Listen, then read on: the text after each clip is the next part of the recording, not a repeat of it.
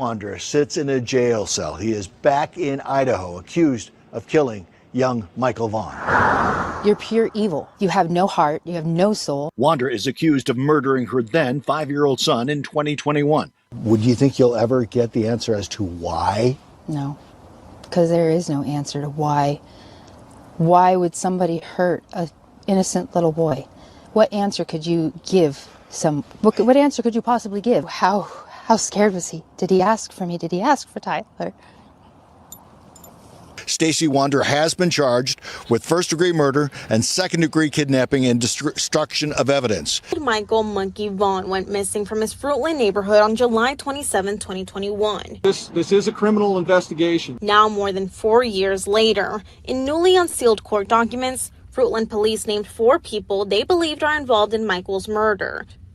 Those 4 names are ones we've heard before. This is Sarah Wondra. This is Sarah's husband, Stacey Wondra. This is Brandon Shirtliff, Adrian Lucien. As for what these 4 people have in common, they were all staying at the Wondra's home when Michael disappeared in 2021. That's just half a mile from Michael's home where he was last seen.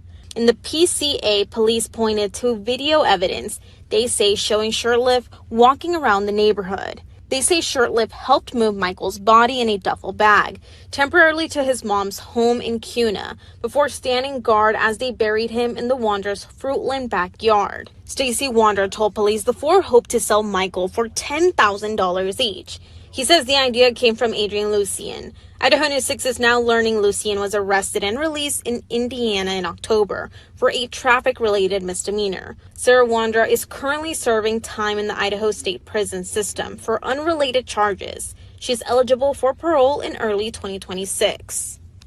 Karen, is there any connection between the Vaughn family and the home where police had been searching? No, we've heard this more than once from the family representatives and from the police department that there is no connection between the Vaughn family and the home where this search took place. As you know, from the time Michael went missing, this has been an all-hands-on-deck investigation, and it remains very active and an ongoing investigation. You can't take one of our most precious citizens from us and ever expect us to stop.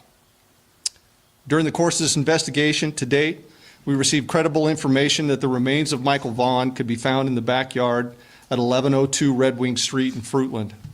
As a result, the Fruitland Police Department obtained a search warrant for the residence along with the front and backyards. That search warrant was served on November 11th. It was a Friday. We served that late in the evening.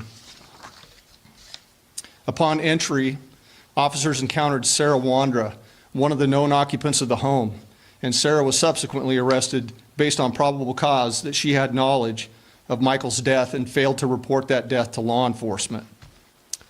The following day, the Fruitland Police Department, joined by the Idaho State Police, the Idaho Mountain Search and Rescue, the Fruitland Fire Department, and the Fruitland Public Works Department, began a very methodical excavation of the backyard of the Wondra's home.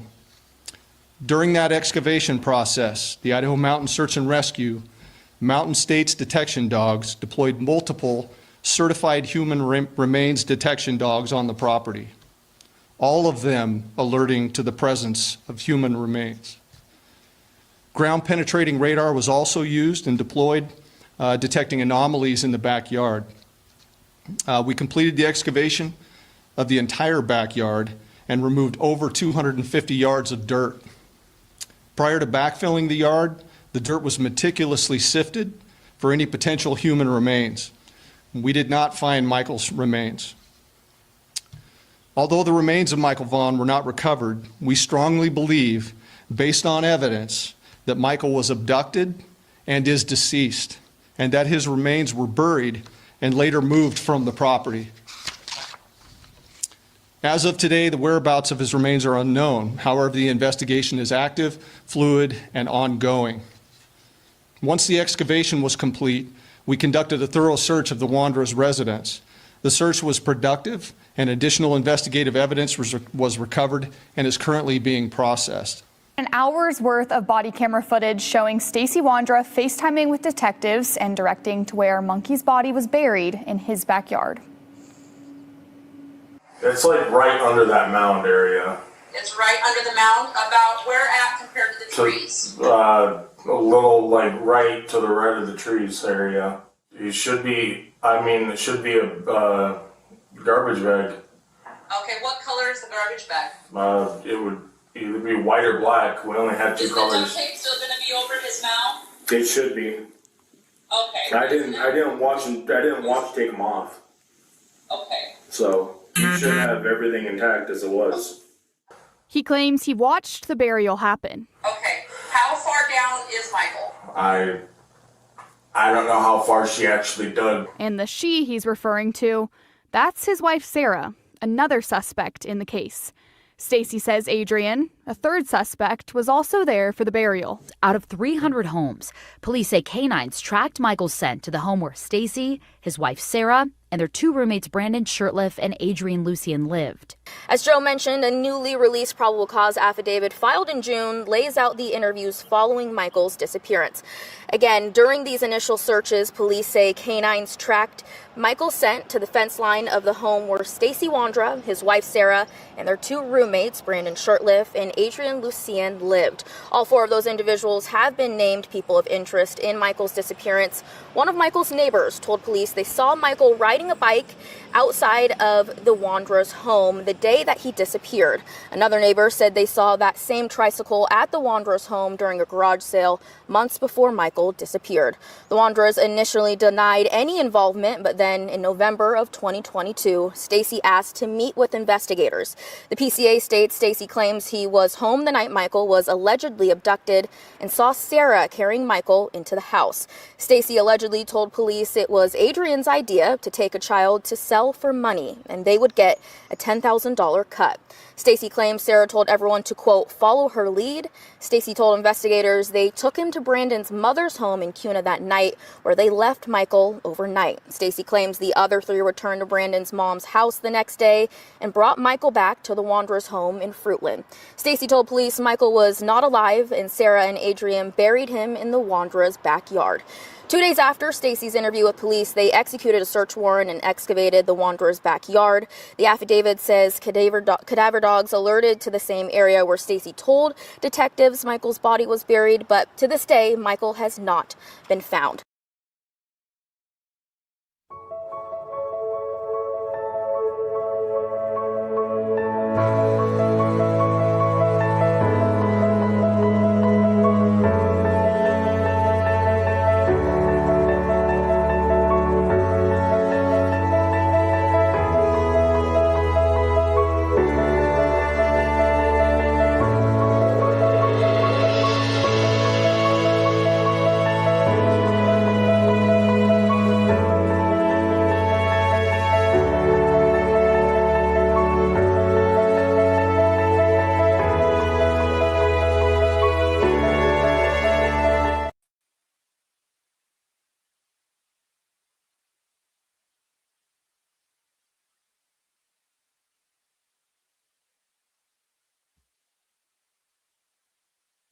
Hello, everybody. Good evening. It's March 24th, 2026. Welcome into Missing PNW Crimes Revisited. So nice to have everybody here. I'm already seeing some very familiar faces. Tonight, we'll be going over, it's still the first day of Stacey Wondra'S preliminary hearing that was on March 3rd. And today we'll be listening to the cadaver dog handler's testimony, Julie Gibson or Gibbons, and her dog Yodi, and Deborah Hulburt and her dog Bannock. Yeah, so great to have everybody here. Thank you so much, Sarah, for coming in. It's always great to see you, hun. Connie is here. Mimi Jean is here. Mama B, Diana, the Lana Effect. Pidge is in the house. Hello, lovely girl. So glad to have you here, honey. This is Brandy's daughter. Yankee Kyle, Dawn, Mama B, Connie. Let's see, Jen is also here.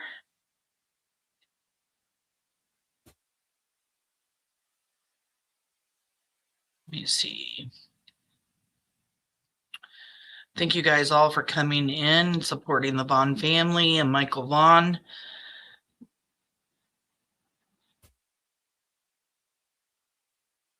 Chuck Anderson's granddaughter is here. Ashley Higgins. Lynn is here. So good to see you. Brandy Vaughn is here. Michael Vaughn's mom. So we've got Mama and Sissy in the house. Thank you guys for coming. Mick Sporn, all the way from Scotland, is here. Blessings from Scotland, everybody. Thank you so much for coming.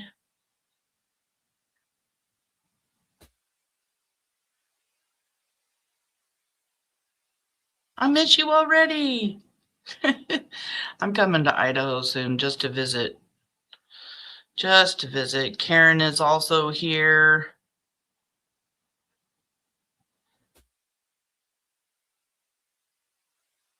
Sixth Sense Melia, thank you for coming in. So much love for Michael, Cotton Candy, and the Vaughn family. I love it. We are part of Monkey's Army and we're never going away. Super chat from Chuck Anderson's granddaughter, Brandy Tyler Blue, auntie siblings. Thank you for that super chat. Let's do a little dance.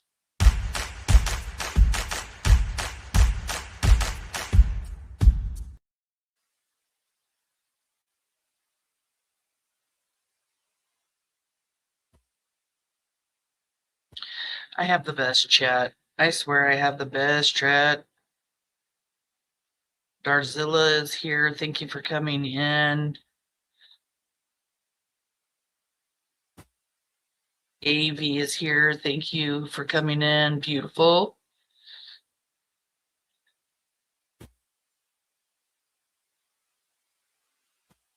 As Dragonfly, thank you so much for coming in. Sleuth Fairy.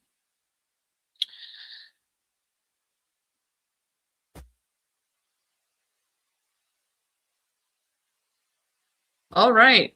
So just to start off tonight, I wanted to update you guys on the woman that took the banners and yard signs and stuff.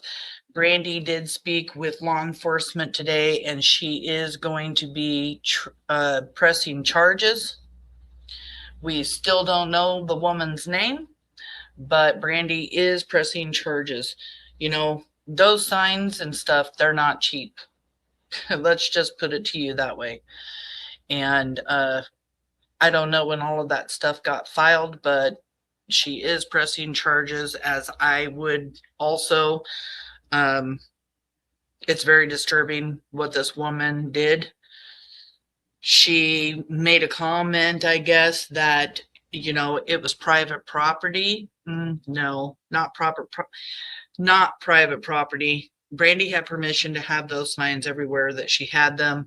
And besides that, you just don't go around taking signs down. For a missing child. Thank you, Under Your Scars, for coming in. Purple is also here. Thank you for coming in. Pidge says, thank you guys. Justice is coming. Our love for Michael is so strong. Sunshine. I pray that this is the year that Michael Vaughn is brought home to his family. I have my theory, in my opinion.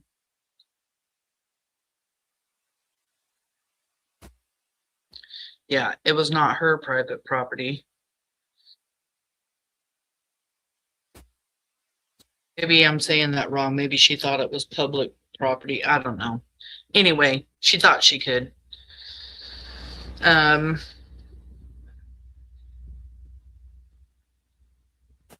Yeah, so like I said, We're going to be listening to two cadaver dog handlers and their testimony. It's about an hour and 40 something minutes long.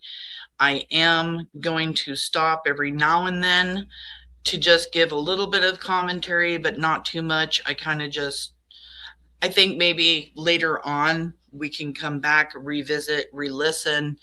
We can even add the caption. I can't do anything about the volume. These videos that came, there's nothing I can do about it. I can't add caption. You just have to either wear earphones or turn it up. We all know why we're here today, and that is justice for Michael Vaughn. That's what we want. Michael Vaughn was abducted July 27th, 2021. The four named suspects are Stacey Wondra'S, Sarah Wondra, Adrian Lucien, and Brandon Shurtleff. Michael Vaughn wandered away from his home in Fruitland, Idaho, near his house, and was abducted by one or maybe more of these four suspects. Stacey Wondra is going to trial. He is being charged with first-degree murder, second-degree kidnapping, and destruction of evidence. Sarah Wondra is in prison currently. She will be released in October of 2026, but she will get arrested as soon as she's released. There is a hold and a warrant for her arrest for first-degree murder, second-degree kidnapping, and destruction of evidence. Brandon Shurtleff and Adrian Lucien are still free out on the streets doing what they want to do, but that's not going to last very long. Cuffs will be coming, charges will be coming. The district attorney said that all four of these suspects will be charged, and anybody else that is involved in this investigation, anybody hindering the investigation, anybody that is keeping information to themselves instead of telling law enforcement what they know. Adrian Lucien and Brandon Shurtleff claim that they've been set up, that they have not done anything, and yet they are constantly talking about Michael Vaughn and giving details that they would not know had they not been in Michael Vaughn's abduction and murder. Brandon Shurtleff, Stacey Wondra, and Sarah Wondra drove Michael Vaughn in the GMC truck that was owned by the Wondra's to Cuna, where Brandon Shurtleff put Michael Vaughn in his mother's house while Michael was in a duffel bag. Please protect your heart, protect your mental health. The cadaver dogs are very fascinating to me and to others. Because they are talking about where these dogs alerted on Michael Vaughn's they alerted to residual scent, which is the scent that is left when a body has passed away, has been buried, but is no longer there. You're going to hear how they test these dogs. We want Michael Vaughn home with the Vaughn family, and we could use any tips to make that happen. Please call the tip line 208-642-6006 or email findmichael@fruitland.org. Please let law enforcement decide whether or not the tip is credible. It could be a little tip. You could even think it's just a rumor. It could actually play a huge role in Michael Vaughn's case, and you could be putting together puzzle pieces for law enforcement. So again, if you have any information, 208-642-6006 or email findmichael@fruitland.org. Monkey's Army is never going to stop. We support the Vaughn family here at Missing PNW. Anybody that comes into chat that wants to attack anybody in the Vaughn family will be deleted and removed, blocked. I don't want you here because we know the facts. We know what law enforcement has said.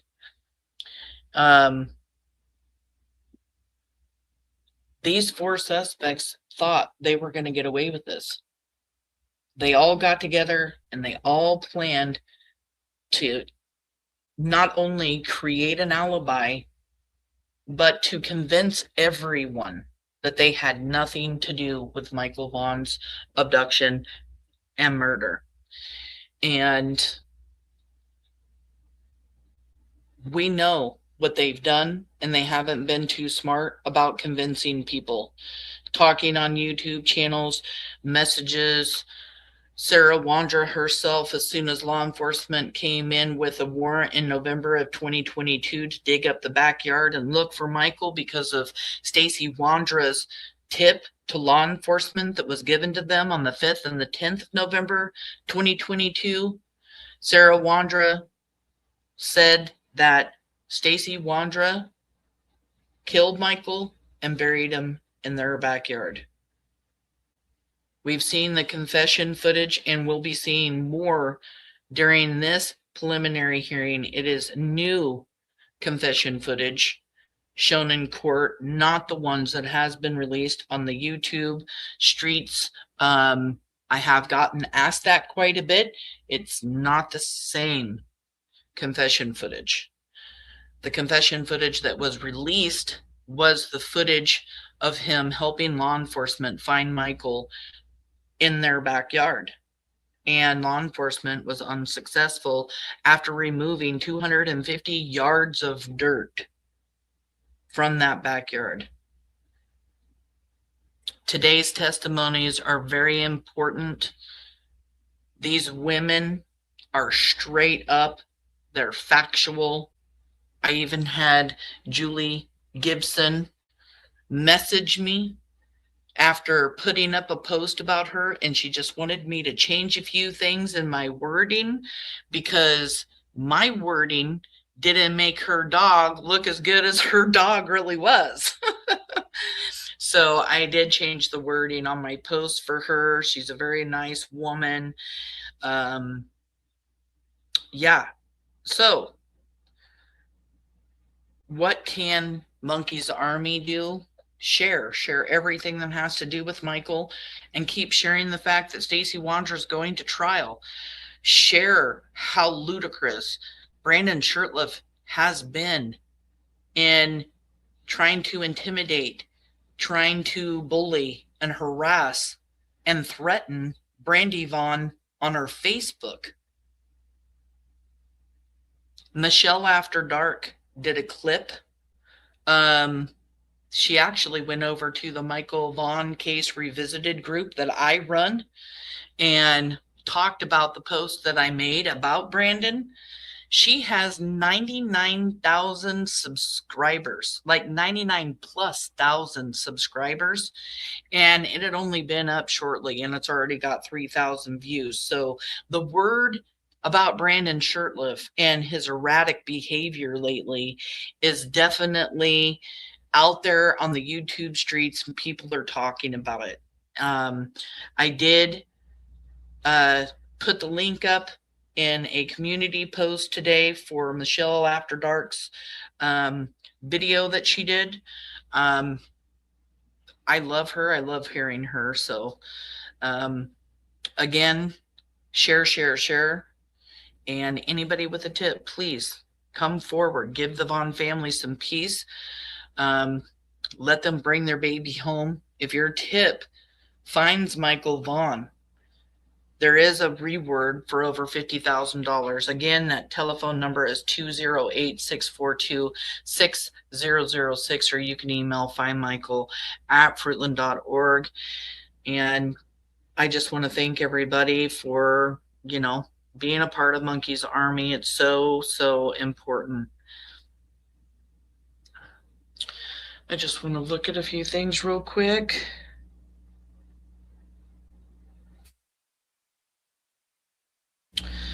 I got my earbuds out tonight for my phone so that I don't have to keep messing around with everything. Okay. Throughout the live, I will put up the Facebook group for Michael that I run, where I put all of my information from these shows over there. I'll also add my email in case anybody wants to email me anything. I've had a lot of people asking me for my email address lately, and yeah, I think that's it. So, Callie, hello, hon. Thank you for coming in. Rach is here. Thank you so much for being here. Rowan, I see you. Thank you so much for coming in.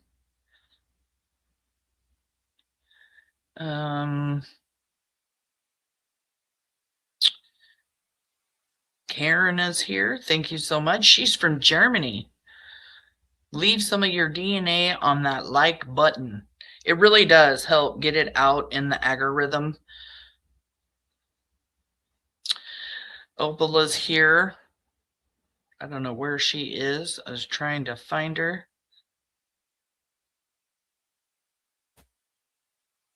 I can't see you, Opal, but I know you're here because Pidge said hi to you. Okay, everybody. So I'm just going to get started on this video. Welcome in. Again, this is testimony by the Cadaver dogs that searched the Wondra'S yard. And also keep in mind, 5 Cadaver dogs hit in the Wondra'S yard. This is 2 of them.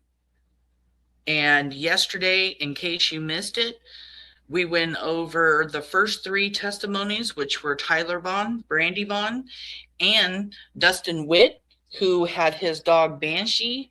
And they are,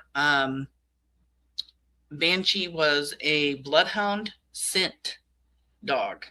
And that was amazing testimony. You can always go back and watch that if you missed it. This is what we're going to be doing this week and probably into next week, depending on how long, it takes to get through all of the testimonies.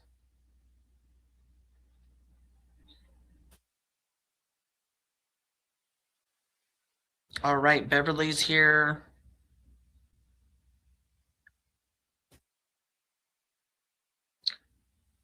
Gonna add this up right now. Here we go.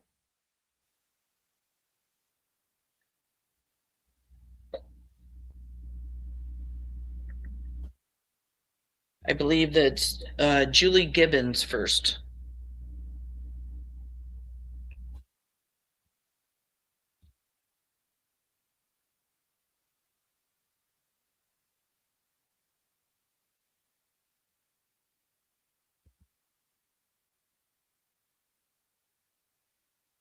I'm not frozen, by the way.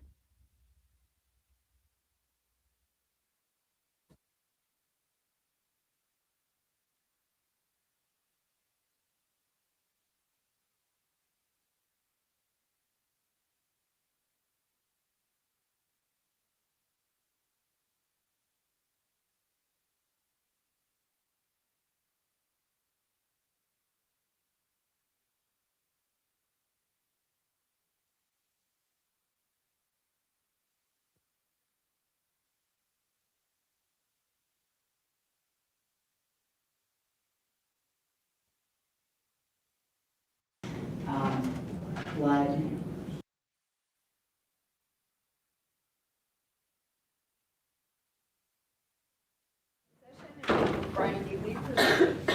You go ahead and be seated.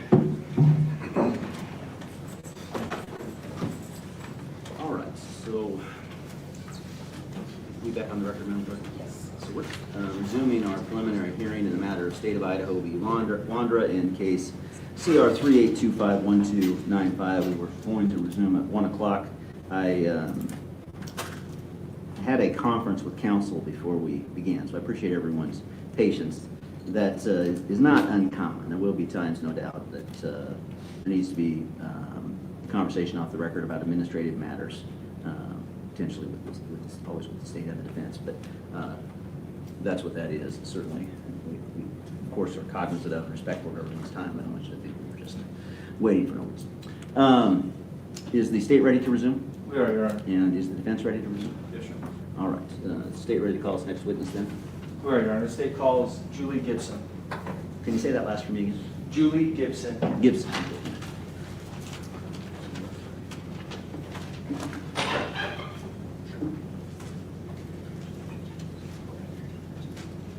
All right, Ms. Gibson, if you'd come down the little aisle there and then between these two tables and raise your right hand to be sworn. Do you solemnly swear and or affirm the testimony you're about to give in this matter will be the truth, the whole truth, and nothing but the truth? I do. All right.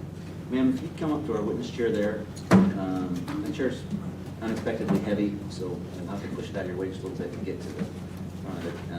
But once you're seated into it, you kind of pull it forward to that mic so you're reasonably close. I appreciate it. And then if you would state your full name and spell your last, please. Okay. Julie Aline Gibson, Gibson. All right, Mr. Duke, you can begin when you're ready. Thank you, Your Honor. Ms. Gibson, what do you do for a living? I am retired. I was a retired dog trainer, and I run Cadaver dogs with Mountain States detection dogs. Okay, and what is a cadaver dog? There are 3 delineations between cadaver dogs. A cadaver dog will find deceased human remains. A human remains detection dog has taken a few more tests that will find human remains, bones, old bones, alert on vehicles, buildings, blood, and larger buried and old remains. Okay, and in your, well, are you, so how long were you a canine handler? I am a canine handler, but I train dogs professionally as a job from 1984 until about 2012. Okay, and then did you say you were a trainer from those times? Yes. Okay, and do you utilize cadaver dogs still to this day? I do. I have my first search dog, which was Life and Cadaver. I trained in 1993. Started in 1993. Okay, and in July of 2021, were you asked to help Fruitland Police Department? I was not in July of 21. At that point, I was in between dogs, so I did not come out until November of 22. My apologies. Okay, in November of 22, did you help with the search, or with Fruitland Police Department with the search? Yes, I did. Okay, and where was that search located? That was at 1102.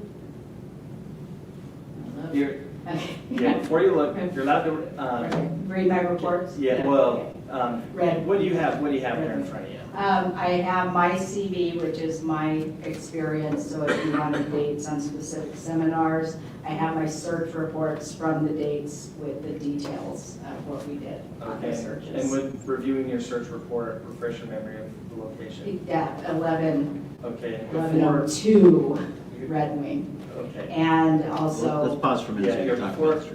Before you keep going. She's looking at. Yeah. So, Judge, we've just asked that again, the witness not read from the report, the proper procedures be upheld, so to speak. That recollection refresh. Well, so Mr. Duke, I think, was about to explain, but didn't quite get to it. So I'll do it. So, ma'am, it's certainly the case, right, that you're not going to remember potentially everything that you did, and there may be something that would refresh your memory, but it's important that you testify from memory, as opposed to read something into the record. There's a different procedure for that. And so, if you're asked a question and you don't know the answer, and looking at something isn't going to help you remember, then I just need you to say that. Okay. If you're asked a question that you think, if I looked at my report, I might have my memory jogged, and or refreshed, and I might be able to testify then from memory. But ultimately, it's important that you testify from memory. If you reach a point where you're not testifying from memory, you're just reading what's on the paper, then I need you to let the state and the defense know that's what's happening. So that's a different thing. So anytime you're asked a question and you think, I might need my memory refreshed, then I need you to indicate to whoever's asked you the question that needs to happen.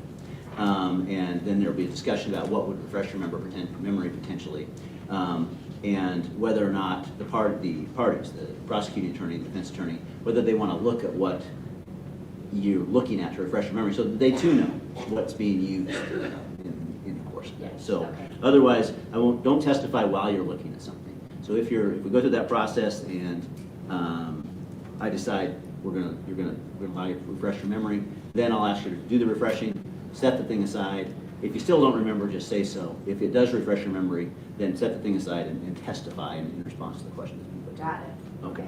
Awesome. And before we continue, I'm actually gonna have defense counsel look at that just so they know what it is. That is to fine. refresh your memory. Okay. And there was also the number of the address, but the house on Snowbell as well.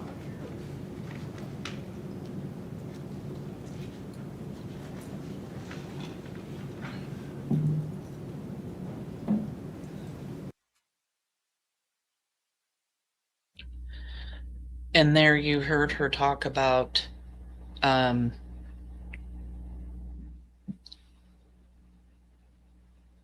Snowbell. That is Brandon Shirtlift's mom's house. That's the street. So she is talking about being at the one address that she's going to talk about, which she started to read, which was 1102 Red Wing. And she also went to Snowbell, Brandon's mom's house.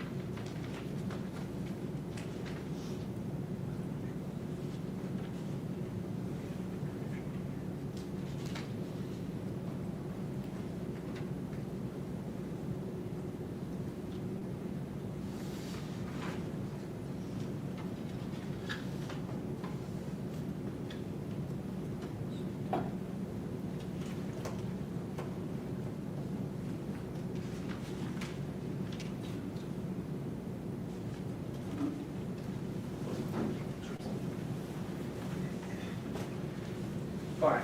Any objection to any presentation from the defense about those documents? No, Judge, thank you. Okay, all right. Go ahead, Mr. Green. Thank you, Your Honor. Okay, so do you recall the address that you deployed or that you went to assist at? 1102. No, yeah, that the one in Fruitland that they had dug up. Okay, if you were to look at your report, would that refresh your memory? Yes. Okay, so I'm gonna have you look at your report, but don't read from it. And once your memory's refreshed, then just put it back down and look at me, and we'll continue. Yes, sir. 1102 Red Wing in Fruitland, and then the number of the Snowbell. I did not look on page 2. Okay. When you went to the Red Wing address, where was it that you were helping law enforcement search? At that point, I was there on November 14th, and they had excavated quite a bit of the backyard at that point. And so we went along the edges of where the dig area was, along the fence, the edge of the house, back of the back fence, and the fence that's going to the southern section. Okay. The hole was in between, and then we went into the excavated area as well. Okay, and so when you're helping with a search, in what capacity are you helping? I deploy my dog. Okay, and so find human remains. Okay, and the normal procedure for deploying your dog, I guess what is the normal procedure when you deploy your dog? For my dog, I have a GPS collar that she wears that signals to her she is working, and I give her a command, let's go find him. And that is her work command. Okay, and do your dogs have trainings or certificates to be, I guess, certified as cadaver dogs? Yes, they do. Okay, and can you explain what certification trainings they have? We go through a training period, minimum log of 6 months in your training logs before you can certify and test. The average dog takes 18 months to 2 years before they're ready to certify. And the test involves, do you want the whole parameter of what the test involves? The test involves locating blood on a vehicle, blood in a building, and there are 1 to 3 sources in 1,500 square feet, 3 rooms of a building. And then we have 3 approximately 1 acre parcels that the dog has to search. And on those parcels, there will be 0 to 3 human remains sources. Typically, we will always have a buried source, bones, animal remains as well, so that the dog is proved off that they will not alert on animal remains.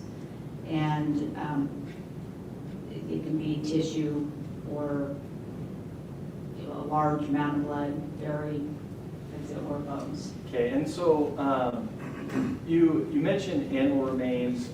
So what specifically is the dog trained to sniff out? Human remains. The dogs are only trained on human remains. Okay. I do not use any pseudo scent with my dogs. Okay, and so if somebody is still alive, would your dog alert to that person?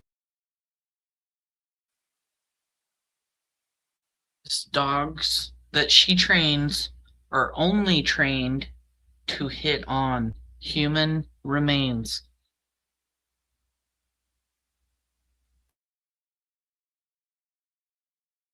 If they're like hiding in a box or something? No, she might go over and wag her tail at them and try and lick them, but she will not do a trained final response. Okay, and if there are animal remains, are the dogs trained to alert to animal remains? The dogs ignore animal remains, or if they're really gross, they might roll in them, but they will not do a trained final response on animal remains. Okay, and when they're being certified, does it count against them if they alert to animal remains? The dog would automatically fail if there was any alert on the animal remains. Okay, and what's the organization that certifies the dogs? I am certified through the National Search Dog Alliance, where it's a national certification.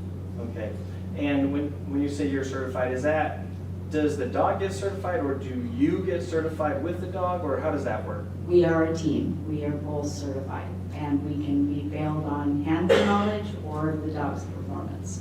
Okay, and so when you were in Fruitland in November of 22, what was the dog that you were using there? I was using Yodi.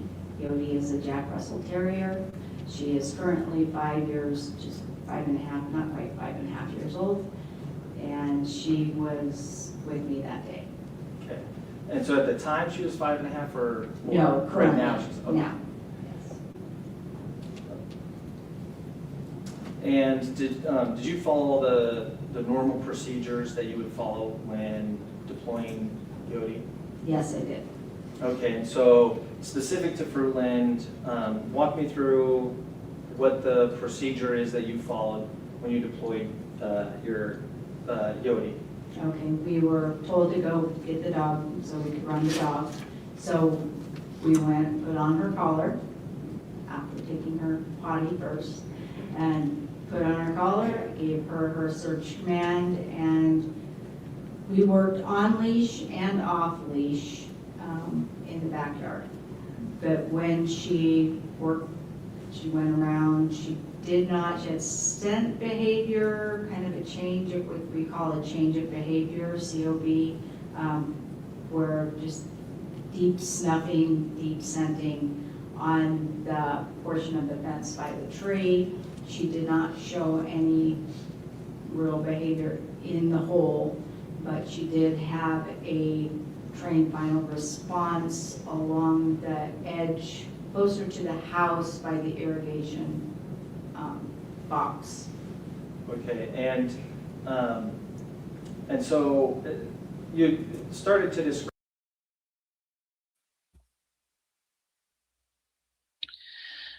So Yodi, her dog, did do a final response on the irrigation box up close to the house, and it was located underneath the kitchen window. So her dog did give a final response, meaning it was hitting on residual scents for human remains. What was the condition of that backyard when you guys got there?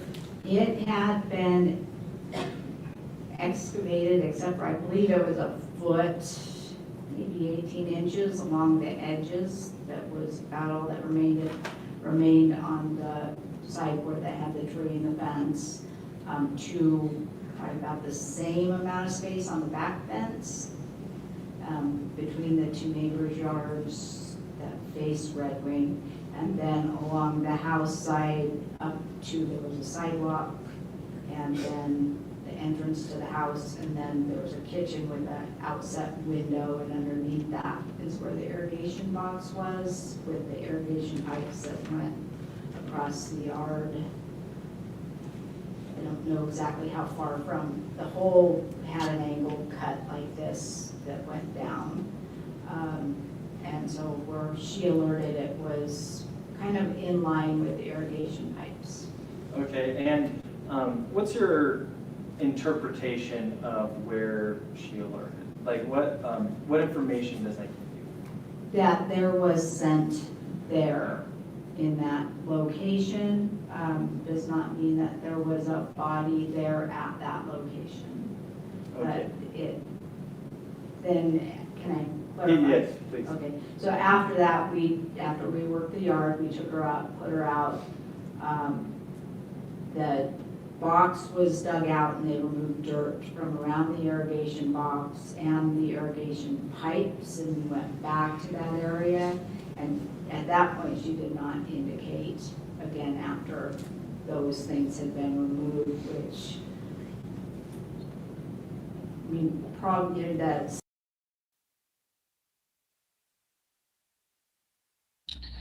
Oh goodness, what did I do? Hold on a second. Her tail's up high. As she gets sent, her tail will level out and go flat and go very slow and methodical. When she gets, and then she has what we call a change of behavior, COB, where Hold on, guys, I accidentally hit a button. Deep scenting on the portion of the fence by the tree. We'll have to re-listen to this part. But somebody had mentioned how big the irrigation box was. We don't know how big the irrigation box was.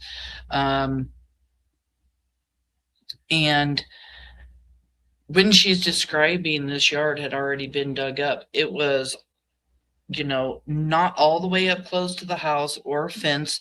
There was a couple feet of grass still along the whole fence line and along the house, but everything else had been dug.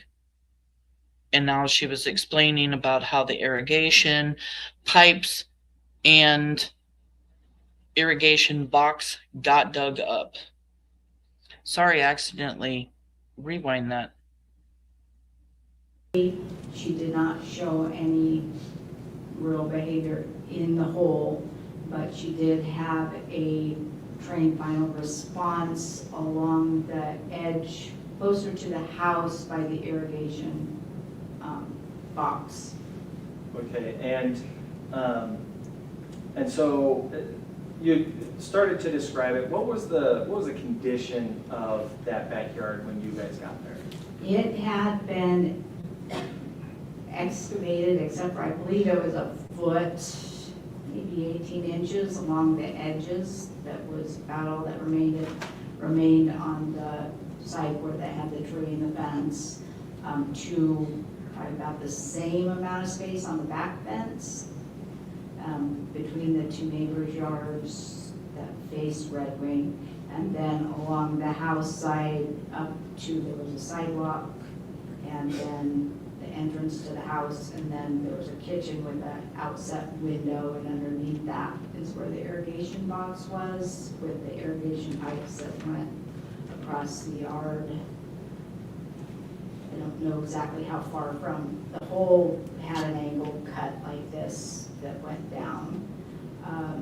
And so where she alerted, it was kind of in line with the irrigation pipes. Okay, and what's your interpretation of where she alerted? Like what information does that give you? That there was scent there in that location does not mean that there was a body there at that location.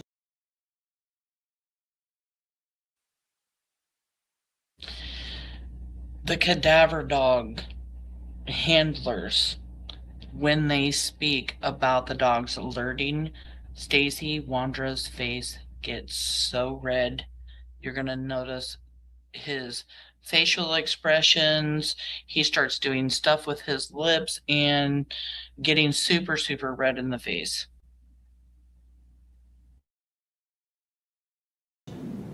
Okay. Then, can I clarify? Yes, please. Okay, so after that, after we worked the yard, we took her out, put her out. The box was dug out and they removed dirt from around the irrigation box and the irrigation pipes, and we went back to that area. And at that point, she did not indicate, again, after those things had been removed, which probably the scent will travel along pipes and up into a box and get caught inside that irrigation box, had there been a body buried in the yard at some point. Okay. And so,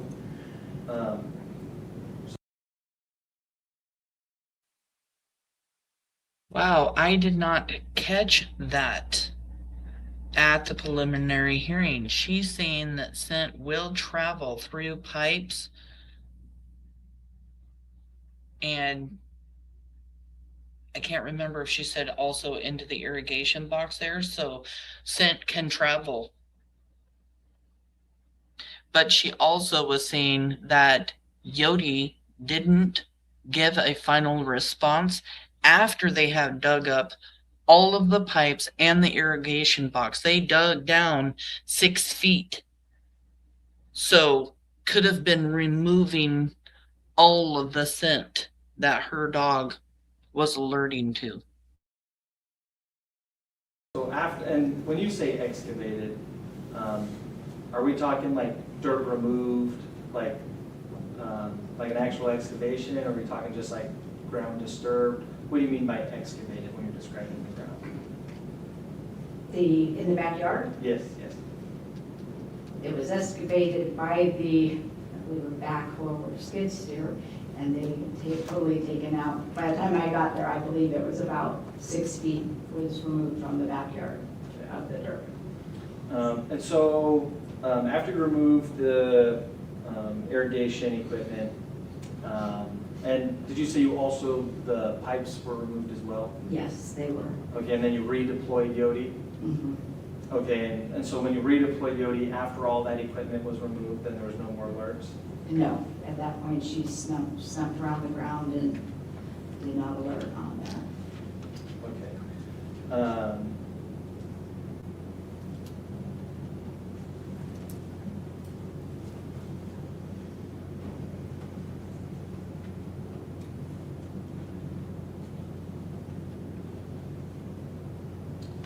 And so when your dog alerts, what does that look like? What are the indicators to you that your dog is alerting? Yodi's trained final response is a down at source. Okay, what does that mean? Down at source is down at the strongest scent that she has gotten. the change of behavior scent with her. She's got a tail that's up like this. She's a Jack Russell Terrier. She's just working or not finding anything. Her tail's up high. As she gets scent, her tail will level out and go flat and go very slow and methodical. When she gets, and then she has what we call a deep snuff, a deep sniff. It's very audible. You can tell when she hits a scent pattern. And when she won't alert until she's found either what she's looking for or the strongest scent at where it's coming from at that point. And that's what she did. She will down. And if I don't respond to her, if it's on the search, I typically do not acknowledge unless I can see the body or see something. I do not respond. She'll get mad and she will bark at me. Okay, and was there anything unique about this search from what the ordinary search that Yodi would perform was? No, she did what she is trained to do on that search. Okay, and was Yodi certified at this time? Yes, she was. Okay, and had Yodi ever performed successful finds where there was a body recovered? Yes, she has. Okay, can you describe what that might have looked like, or what that did look like? It was a hillside area. We were deployed to search, and I can't give you a lot of specifics because it is also a confidential case. But she went in, found the body, stuck her nose in to the source, worked the scent around it, went back, laid down, and because I would not acknowledge her, she barked at me. Then we removed her and they proceeded to dig.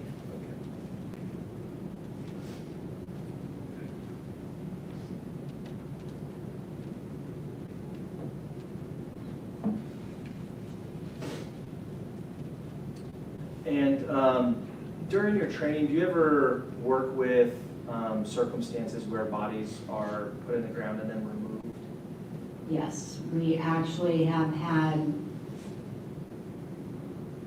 I'd say, numerous training seminars and training setups where we've been through, they use whole bodies, they remove them.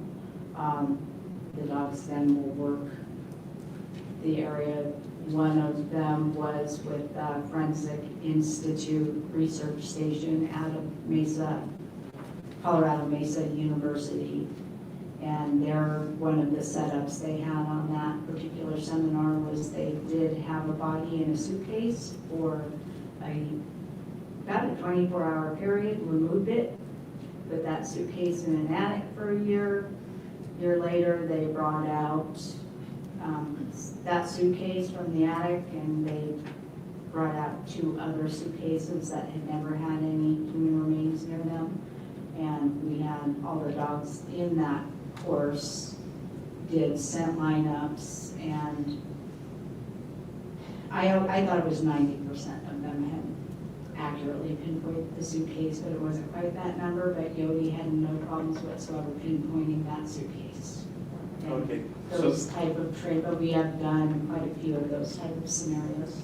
Okay, and so in this case, the actual training that you were at, Yodi successfully completed these kinds of tasks? Yes. Okay. Has Yodi ever given you a false positive? Explain false positive. Has there ever been a circumstance where you know that there wasn't a body, but Yodi alerted? When in training, we will bury something and remove it and work, and in that situation with the suitcase, I mean, that would be what I consider. It's not false because there is odor there. Right, and so what I'm asking... But where there's nothing there, no, that's one of her strong points, is she does not false alert. Okay.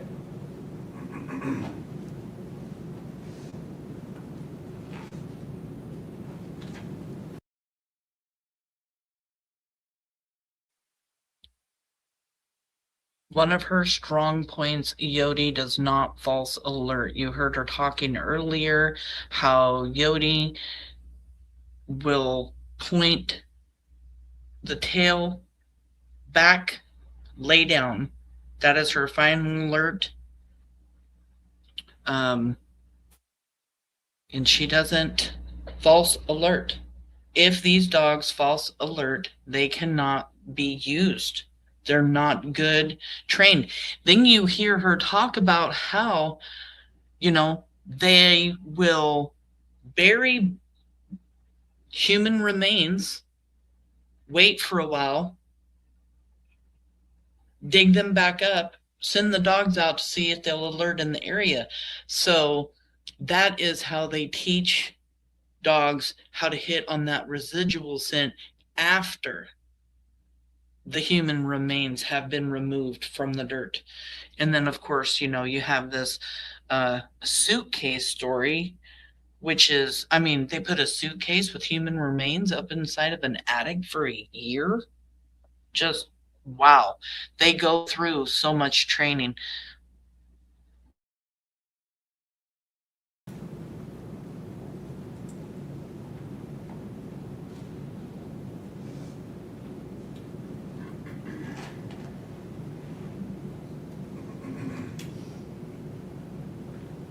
Okay, and I guess the last direction of inquiry, does weather affect Yodi's ability to perform? Weather can affect scent in the sense that if it's extremely cold, less scent is released. If it's extremely hot, scent can move up. If scent rises, it can go up very quickly and move into different locations. But the dogs are able to work through extreme cold and extreme heat, and we train in such. Okay, so in this case, were there any weather conditions that would make you believe that Yodi was unreliable on this particular day? No, it was actually very good conditions that day. It was moist, it was damp, it was cool, but it was moist and damp. No further questions. Cross-examination.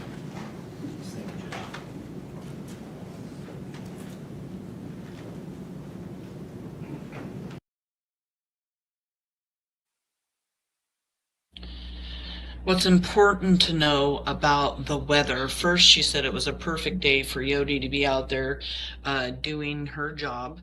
But when it is cold or when it is damp and stuff outside, that is good because it keeps the smell, that residual scent, closer to the ground, to where on hot days that residual smell can move further up, which then not affect the dog, but the scent wouldn't be as strong.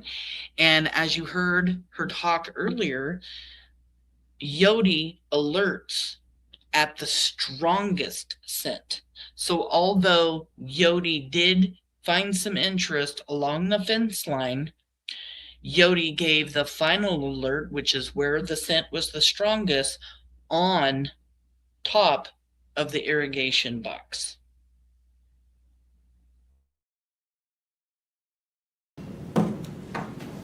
Good afternoon, Ms. Gibson. So I want to go back to the beginning. I think I missed it. You said there's two different trainings, is that correct? Or two different types of dogs, one with remains and ones that look for dead bodies, so to speak, is that? There, in the cadaver dog world, we have what we know as human remains detection dogs that are often trained to a higher level than just what we call a large source cadaver dog.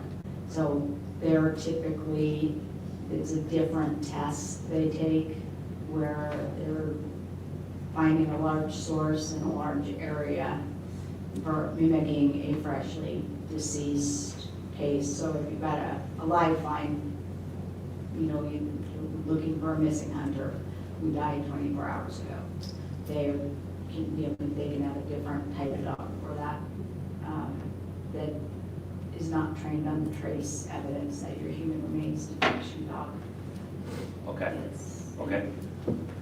So, and that answers my question. Thank you. I'm gonna rewind this real quick, Dog y'all. is Yodi trained. Yodi is a human remains detection. The dogs then will work. False, positive? Explain false positive. Was there, has there ever been a circumstance where you know that there wasn't a body, but Yodi alerted? When we, in training, we will bury something and remove it and work, and in that situation with the suitcase, I mean, that would be what I consider. It's not false because there is odor there. Right, and so what I'm asking, But where there's nothing there, no, that's one of the less scented release. It was extremely hot. Scent can move up. If scent rises, it can go up very quickly and move into different locations. But the dogs are able to work through, extreme cold and extreme heat, and we train in such. okay, so in this case, were there any weather conditions that would make you believe that Yodi was unreliable on this particular day? No, it was actually very good conditions that day. It was moist, it was damp, it was cool, but it was moist and damp. Thank you. No further questions. Cross-examination.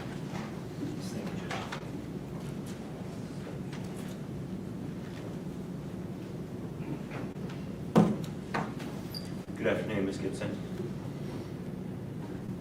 So I want to go back to the beginning. I think I missed it. You said there's two different trainings, is that correct? Or two different types of dogs, one with remains and ones that look for dead bodies, so to speak, is that? There, in the cadaver dog world, we have what we know as human remains detection dogs that are often trained to a higher level than just what we call a large source cadaver dog.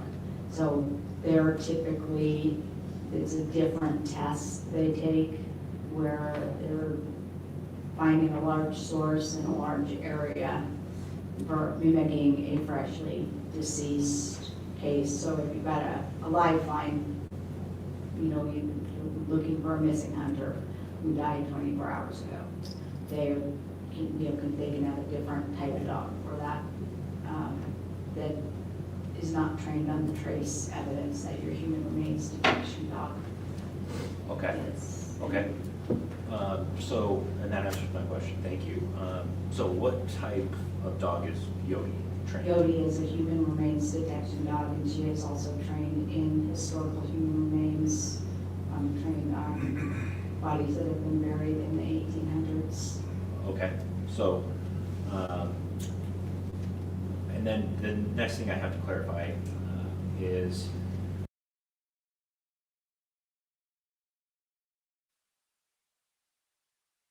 And there you have Julie describing that Yodi has hit on or alerted on bodies from the 1800s, historical human remains.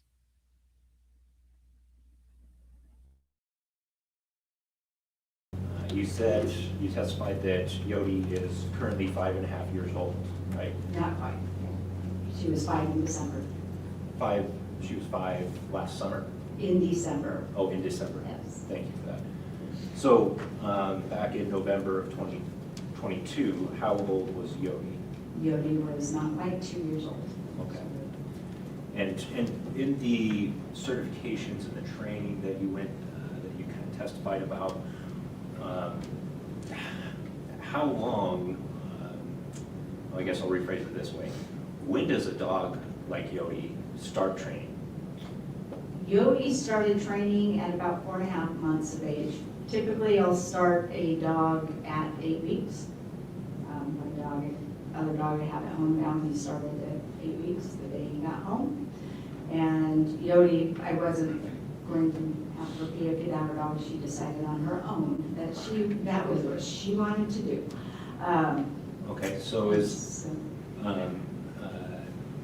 this training that begins, and is this particular to?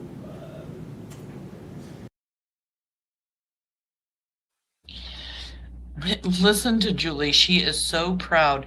Yodi chose to do this on her own. Yodi wasn't to be trained to be a cadaver dog. Yodi picked being a cadaver dog all by herself. That kind of speaks volumes to me as far as, you know, what Yodi was capable of doing. She chose it. She was already doing all of the things that the other cadaver dogs were doing, and that made her a very good dog, in my opinion.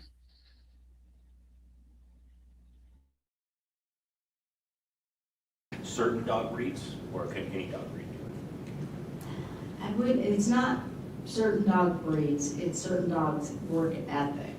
They have to have a reason to work. They are working for a paycheck, so to speak, just like you.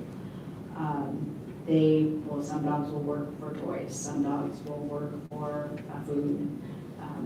But there is something they are working for to get at the end of their job, and that's their reward. Okay.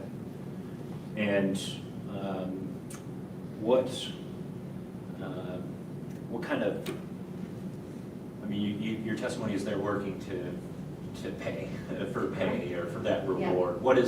What is a reward? Because often dog handlers will, with drug sniffing dogs and such, the dog will expect to get a treat when they're done doing that work for the day. What is Yodi's reward?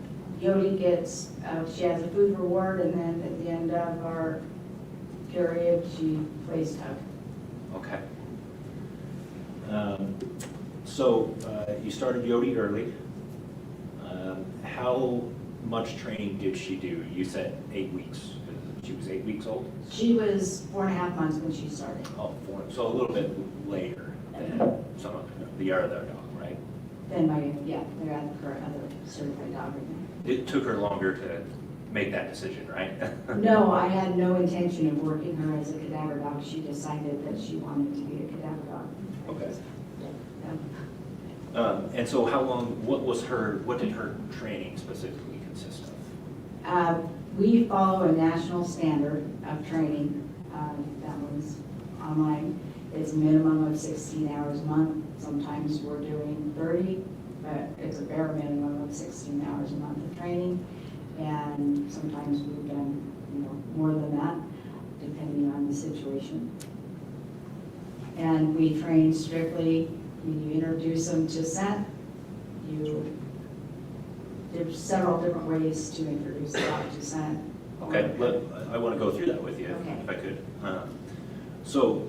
And you said that you only use, and I think you were specific with Yodi on this, that you're using real human remains. Is that right? Where do you get that? We ask no questions, we tell no lies. But we have bones that are sourced through the bone room. I have things from coroners, I have things from surgeons, I have different remains. I have grave dirt from the Forensic Institute Research Station that they have removed from, they have a body from there. They removed.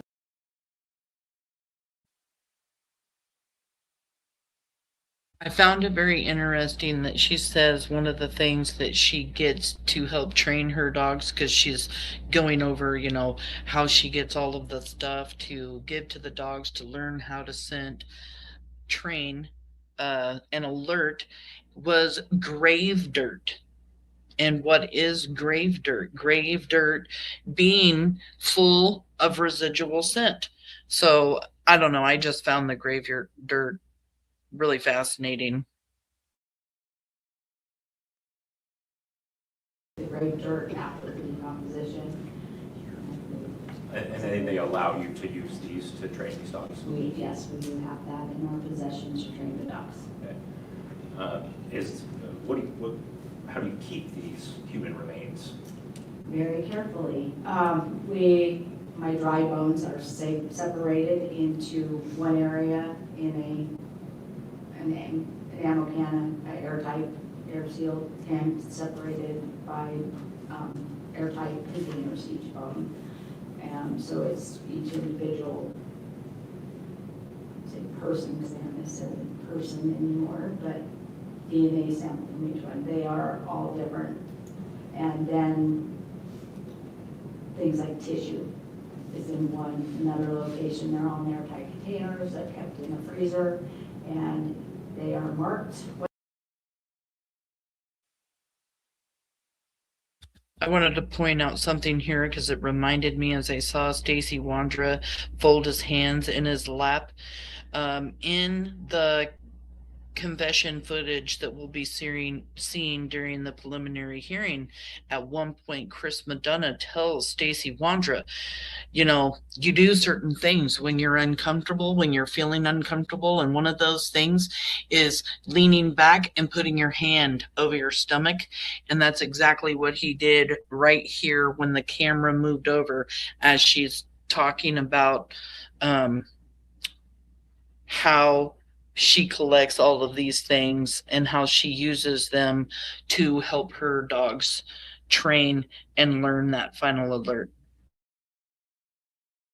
What they are, where they came from, and they are monitored, so make sure, and we're very anal about precautions and, our PPEs, and that we are, not contaminating the source, and that the source is not contaminating something else. Gotcha. So, and you said, so 16 hours a month at the very least, is that right? Correct. Is there, what are the incremental requirements? Is that every month, or is that like every 6 months or 3 months? I explained that one a little better, incremental. Did Yodi train 16 hours of training every month, 12 months out of the year? Or is the training like every 3 months? No, we train, virtually almost every day.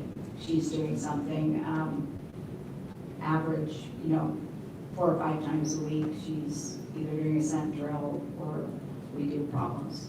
So the time period on that is based on training time for the human, and then your nose time for the dog, which is a little bit different.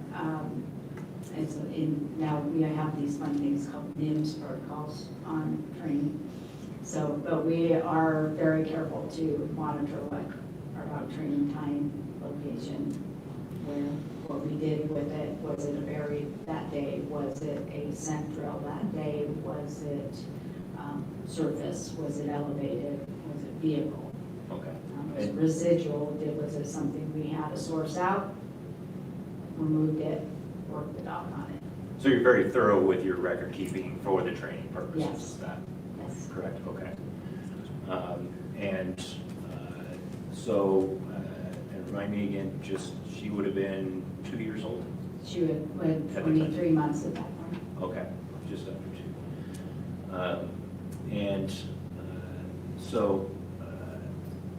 You mentioned a GPS collar that signals. What is that?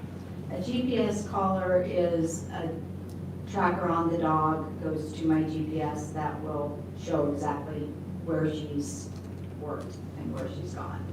Okay, so it shows you a path. Yes. Okay. And on a search like that, a backyard that's super small, and it may not be turned on, but on a larger area, they're always on, and we will then mark where their indications are. Okay.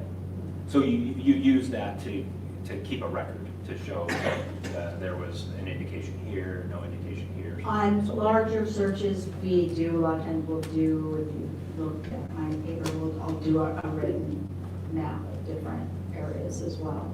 Okay. Or if it's something simple, it's just written out in the log, in the search report. And your testimony was that that you and Yodi just searched the backyard, correct? On that day. Okay. So you might not have had the GPS collar on for that search, do you remember? It probably was not on, it was part of the.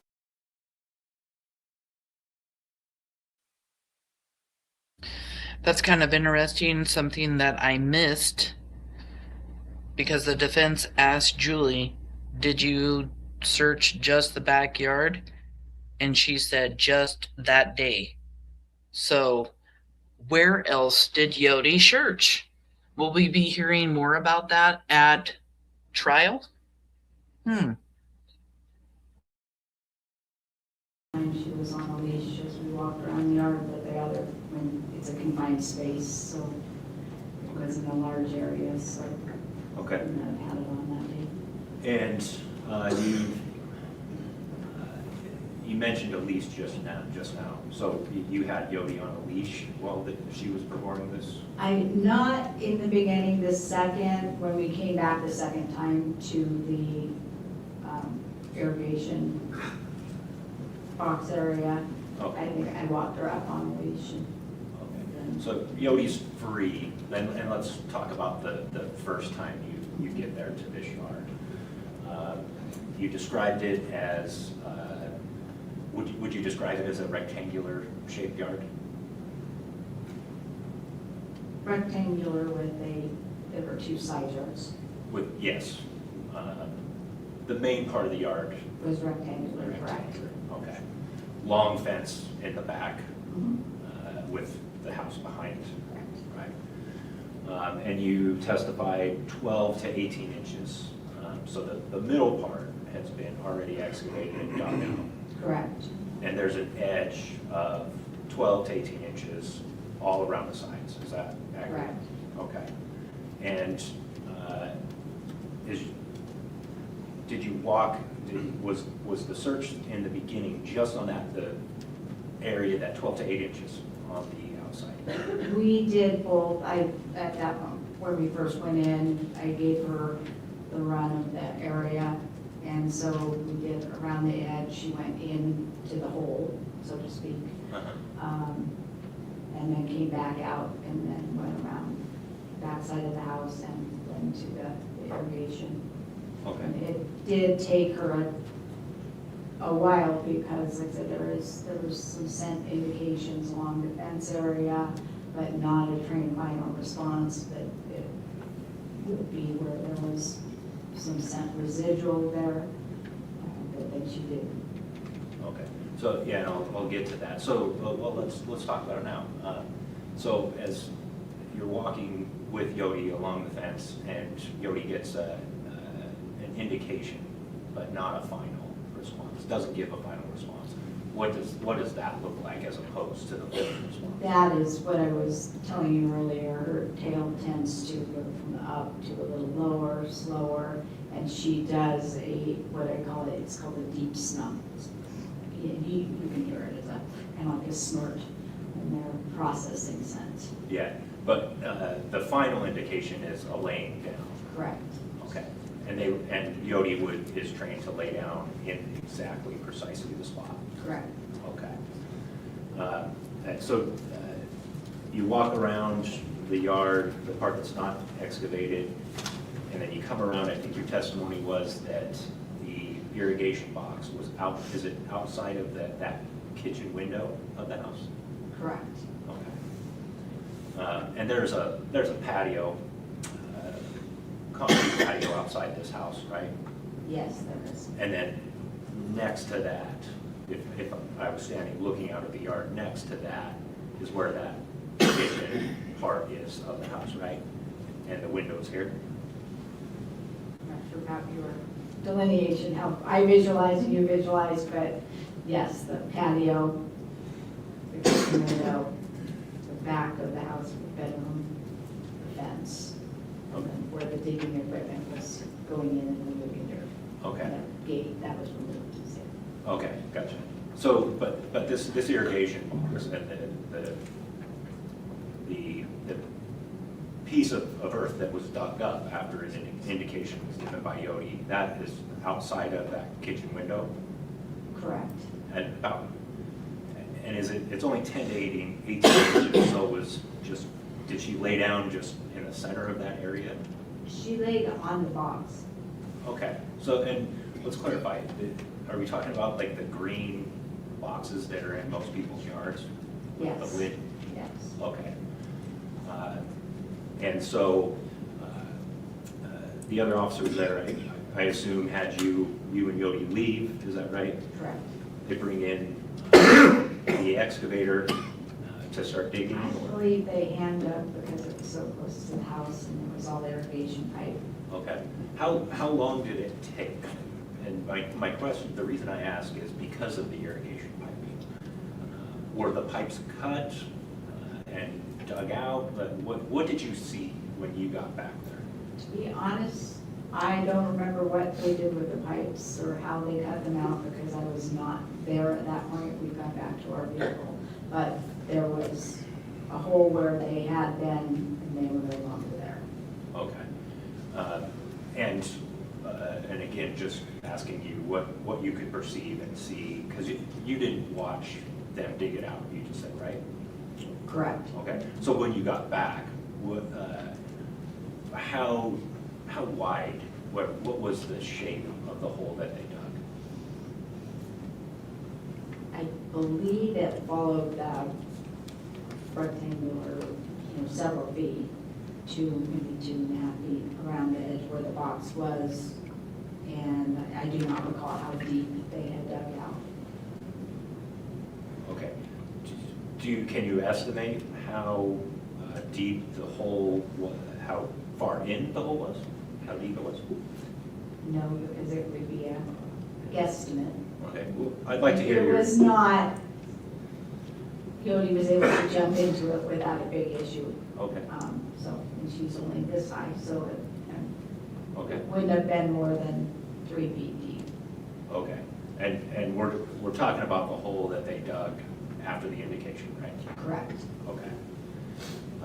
And again, you can see that the entirety of the middle of the yard is dug out. Correct. About how deep was that? It was deeper than me. Okay. Because when I went in it, the hole was over my head. Okay. So you have to be careful walking around the edges of this yard to not fall in. Correct, yes.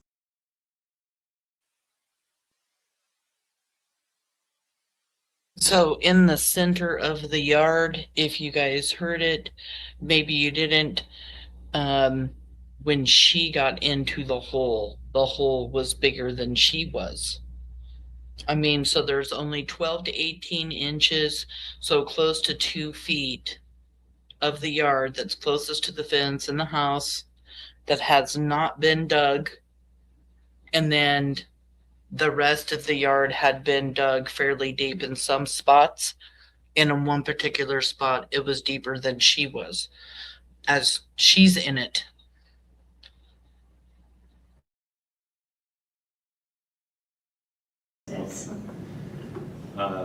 So a thorough search, from what you could see, was dug out, of the yard was dug out, right? A thorough portion of the yard was searched and dug out. The day we came, the yard had already been predominantly excavated, correct? Okay. So Yodi has this indication, gives this final alert, lays down on the irrigation box. I saw in your report, and Mr. Duke asked about weather and how things can affect that. Could there be blood within those irrigation pipes that would cause Yodi to give an indication and a final alert? Could there be blood? Yes. You mean like did somebody cut their hand when installing, or? Yes. That's a possibility. Okay. Yeah, so, But is that predominant? I mean, that's one that the Yodi will alert on flood, but typically the way the snuffing behavior, you're not going to get an indication on a drop of blood in a whole yard. Okay, yeah, I'm not asking a drop of blood, but Or if somebody had even, I mean, in order to pinpoint blood, the dog has to be working very, very close. They're not going to get scent behavior over here or over here from some cutter and over here.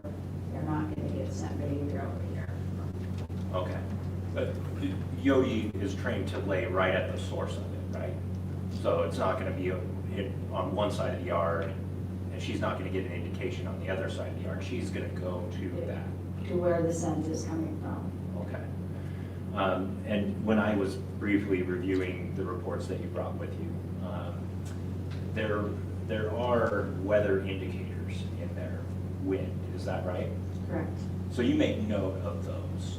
We do. And what's the purpose of that? We know where's scent going, what's it doing at that time, how quickly is it going to rise, how, is it going to be kept down close to the ground in colder areas. Okay. So on a hotter day, does the scent rise, as you say? Use that word? Correct. Okay.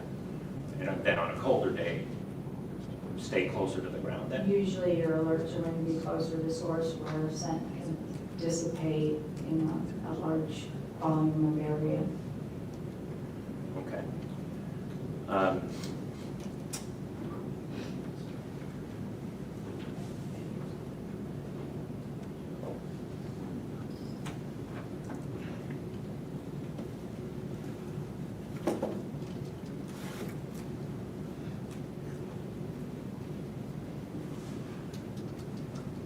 Maybe this was covered on direct testimony. Did the officers have you and Yodi go into the house? On that day, I do not believe we did. Okay. We did go back on other occasions. You did go back on other occasions. Was it after this November 14th date? We went, I do not know, I would have to look at my logs. I believe that was in December that we went back and went into the crawl space. Okay. So you went actually into the crawl space of that home? Correct. Were there any indications by your dog there? No, there were not. Okay. Last thing that I really have for you, you had testified on direct that Yodi's been very successful, right? Correct. That she's performed very well in all of her training. Correct. And if I'm right, she was doing this suitcase searching thing where you remove the body in another training, is that right? Correct. That was a trial done by the Forensic Institute Research Station. Okay. But there were no large pools of blood or body parts found in this dig on this occasion, right? In the backyard? Correct. Correct, but Anywhere on the... residual scent, the dog will alert on residual scent. And that's what I believe was happening on that day. Okay, thank you. Nothing further, Judge. Any redirect? No, Your Honor. All right. Does the state wish that Ms. Gibson be released?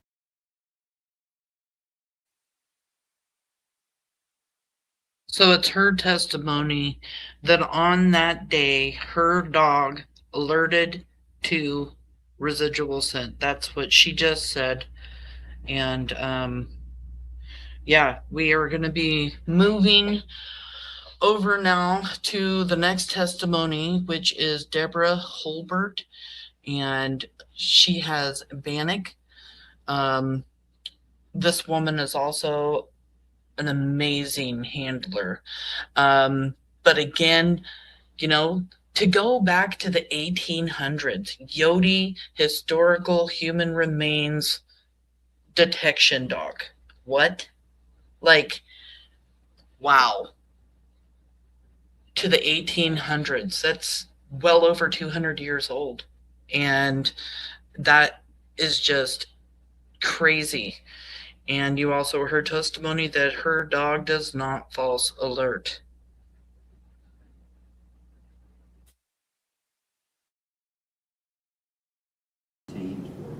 Future testimony in this preliminary hearing?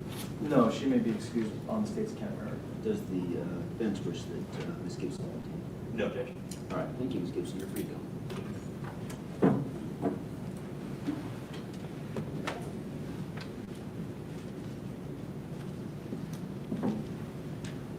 Is the state ready to call us next witness? We are. All right, so with that, The state calls Deborah Hulburt.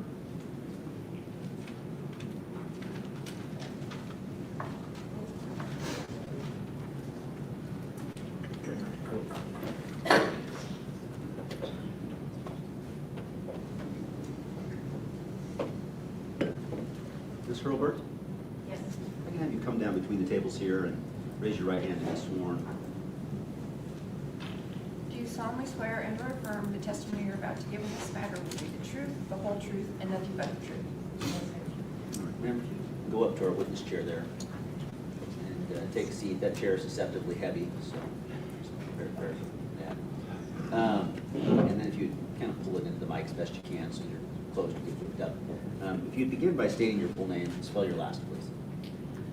Deborah June Hulburt, Hulburt. And state can begin as soon as you're ready. Thank you, Your Honor. Ms. Hulburt, what do you do for a living? I am a canine handler and trainer. Okay. What kind of canines do you handle and train? I handle human remains detection dogs. Okay. And how long have you been doing that? Since 2002, in one aspect or another. Okay. And so, did you start off training or just handling and then move into training? Or how does that work? I actually started assisting. I started without a dog, and then I moved into handling, and then just kind of organically started instructing others because they liked my methodologies. Okay. And do you have any trainings or certificates in your methods? Like, did you receive any certifications? Personally, Yes. I have a degree in behavioral psychology. And then I also, personally, I am an instructor for the Texas State Forensics Anthropology Department in San Marcos. I go down there and I also instruct other handlers in training their dogs as well. Is that what you're asking? Okay. Yeah, more specific to the animal or the dog. Oh, my dog? Does my dog have any certification? Yeah, and so in November of 2022, did you have a dog that you were utilizing for searches? Yes, I did. His name is Canine Bannock. Okay, and is Bannock certified, or I guess, are you certified as a pair? Do I understand that correctly? Correct. You Okay. certify as a team. Okay, and so were you and Bannock certified as a team? Yes. He has since retired, but we certified under the North American Police Work Dog Association. Okay, and is that a nationally recognized organization? It is. Okay. And so what do you have to do in order to become certified under this program?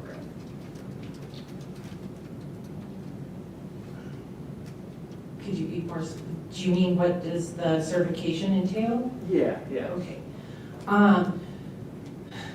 So it's with a master trainer evaluator, law enforcement, and there are 6 components to the human remains detection certification, and then you have to complete each 6 components, and each component contains 2 different cadaver aids, and then there are other parameters. There also has to be animal remains present. In the component where there's a burial, there's also false holes present. The dog is not allowed to false alert at all, and they are allowed 1 miss. However, in the entirety of Bannock's career, he never had a miss and he never had a false alert. Okay, and so what's the difference between a false alert and a miss? A miss would be if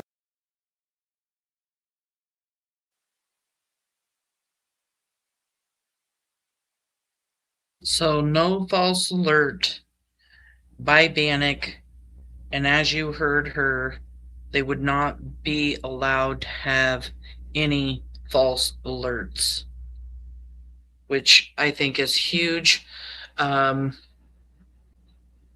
This woman and her testimony is just crazy.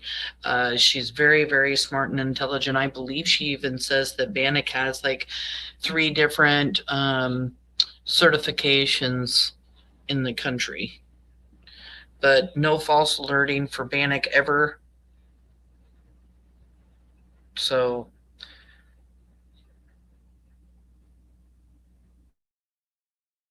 there were cadaver present and he did not recognize it, and so he just would, a dog would ignore it. Okay. But that never happened.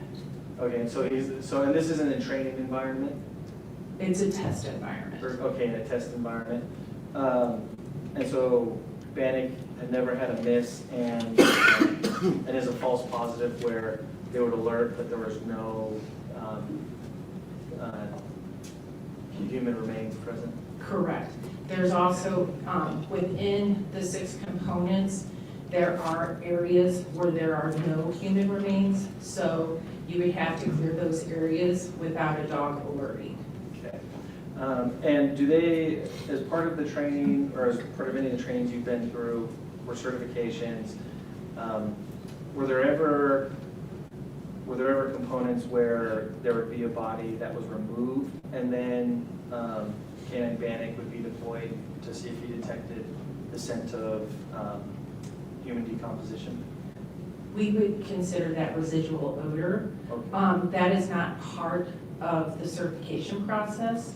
However, in training, specifically with the Texas State Forensics and Anthropology Department, they have a body farm. And so part of the body farm is they will bury full cadavers. The students will come in, and part of their educational process is they have to exhume all of the remains. Once those bodies have been exhumed, we will then take the dogs through and run them through those areas to see the behaviors that a dog would elicit when there's odor present without physical human remains still there. Okay. And so in these environments, does Canine Bannock alert to where human remains were present but had been removed? Yes, it looks a little bit different. It's different. You don't get, for my dogs, how I phrase it in my head, they elicit a search behavior, and that's they're going out and they're looking for human remains, smelling. I say looking, but it's actually they're smelling to try to detect the odor of human cadaver. And then they have a change of behavior, which happens when they do get in the odor of human remains. I like to say then it's more of a distal kind of thing where they really haven't closed in yet and they're really actively hunting. And then it kind of becomes more fine-tuned where they're actually, it's more of like a proximal behavior where they've narrowed the search area, where he would narrow the search area. And then what I see at that time is where he'll start trying to pinpoint where the strongest source of odor is. If he cannot pinpoint, and that would be like finding a bone, finding a whole body, finding a limb, an appendage. It could even possibly be, say, finding a shoe with a foot still in it. If he's not able to pinpoint, it looks different. If it's just like more of what I would consider a diffused odor, we can see that sometimes in concealment. If, say, the subject is buried, and sometimes you can't get a real strong pinpoint, it will be more of a generalization. In the instances, say, avalanche would be concealment, water would be concealment. It's a little bit more of a diffused odor, and it's dispersed differently. So he still will narrow the search area and indicate where the strongest concentration of the odor is. However, I don't get that definitive pinpoint to try and find a alert. Okay, and so, and that was my next question. Does K9 Bannock have a trained final alert? He does. And what's his final alert? It is a down. Okay, and that's laying down? It is a very active down. It isn't just laying down. It's a very active, explosive down. Okay. And so what's your procedure when you're going to deploy K9 Bannock?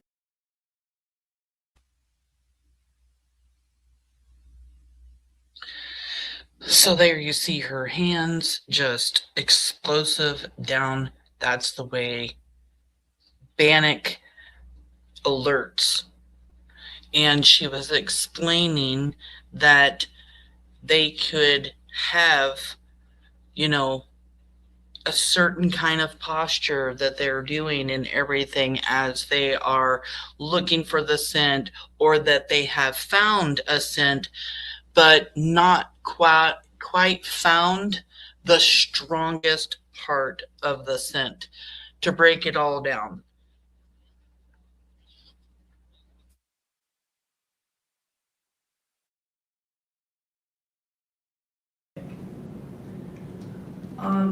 It depends upon the set of circumstances with where I'm deploying him. I like to go in first. I do a scene assessment, make sure there's no hazards present. Just kind of looking around the area myself to see, you know, where he might want to go. And then I will bring him out. Preferably, I bring him out, say if it's a situation where it's outside, I try to bring him a little bit of a distance away from the search area, just so he can acclimate to the environment. I also like to see when I'm approaching the search area, if he does give me a change of behavior that might indicate that he is in the odor.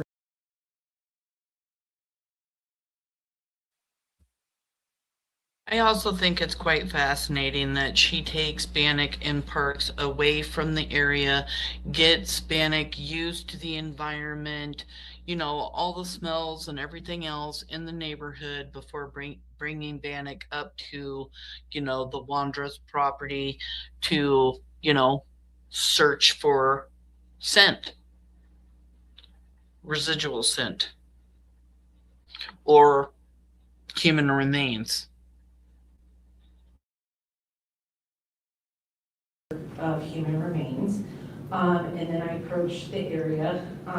I will start him in a down, and then I give him a moment to acclimate, and then I give him his search command. Okay. And in November of 2022, did you help Fruitland Police Department with a search? I did. Okay, and do you recall where that search was located? I believe it was 1102 Redwing in Fruitland. Okay. And so, do you remember the day that was that you got there? I believe it was November 13th. Okay. And so when you did your initial assessment... Just to be clear, November 13th of what year? 2022. when you did your initial assessment, what was the condition of the well, I guess where on the property were you asked to search? I was asked to search the full property, the yard, the exterior of the property, I would say. Okay, and when you did your assessment, what was the condition of particularly the backyard? The backyard had been tore up, for lack of a better word. It had been mixed in by some piece of big machinery. Okay, and so when did you deploy Canine Bannock after you had done your site inspection? I did. I purposely parked about a block away. It just allows me to get my head into the game as well. And so once again, I can bring him out. I can allow him to get acclimated to the environment. And yes, I approached the property. I let him. He very much pulled me to that property. He didn't know what property that we were searching. And then I deployed him. I started in the backyard. Okay, and so is there any meaningful interpretation?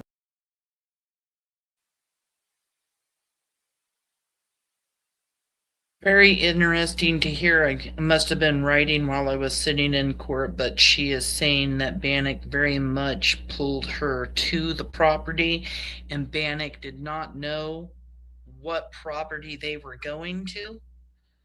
So, dog was already smelling something.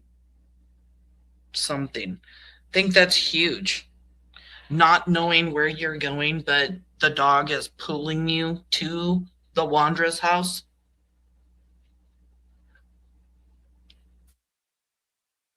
Yeah, just wow. Then pulling you to the property? Yes. Okay, what's your interpretation of that behavior? That is a change of behavior conducive with being in the odor of human remains. Okay. And so then, what happened when you deployed him in the backyard? He actively started searching, and so this is what I would consider not necessarily distal, but more proximal behavior, that he was very much hunting for the source of the odor that he was in, and the odor of human remains. And so I like to stay out of the picture as much as possible. I consider it a hasty search. I watch from afar, let him go around the property, actively investigating. He was 8 years old at the time, so he was well seasoned. He was very good at his job. And what I'm looking for at that time when he's actively searching, because I had the change of behavior that he was actually in the odor of human remains, I want to watch from a distance and see where he has not gotten, so that if I do have to go into the area, I can then direct him to the areas where he might not have gotten his nose. There were deep holes. Once I entered, I made sure he got down in the deep holes. There's a difference. They will actually narrow the search area. He would narrow the search area. And so what I'm watching for too, that might be at times like lifting his head up like this, and it's like, no, he's ruling that area out. And so what I'm looking for is for him to narrow a search area. What I consider it is like, oh, that's negative. He's saying the odor's not as strong over there. It's more over here. And so I'm watching where he's coming in and where his nose is directing, because that's what I'm looking for, is him driving his nose into odor. He's driving his nose into the strongest source of odor. And at any point did he have this behavior where he's driving his nose into like a source? He never was able to pinpoint. Okay, and so you've observed him to be what I think you described as in odor? Correct. Yes. But he was never, did he ever alert while he was in the backyard? He did give his train final alert. However, it's what I would consider an odor alert. It's not the pinpoint to the TFR. What he does in that situation, he's actively working odor. He gets to where he believes in his mind is the strongest source of odor, and he will give his TFR, and then he kind of gives it up, and then he would actively search again, running his nose up and down the tracks from where like the machinery had been in there, going up and down the fence. And that's fairly common just because of thermal dynamics and the way that odor moves. He's once again trying to rule out that this isn't the strongest source of the odor. There's a stronger source someplace else, and I need to actively find where the strongest source is. Gotcha. And on the, in November when you ran in, did you follow all the normal procedures that you would follow according to the way that you two have trained and certified together? Yes.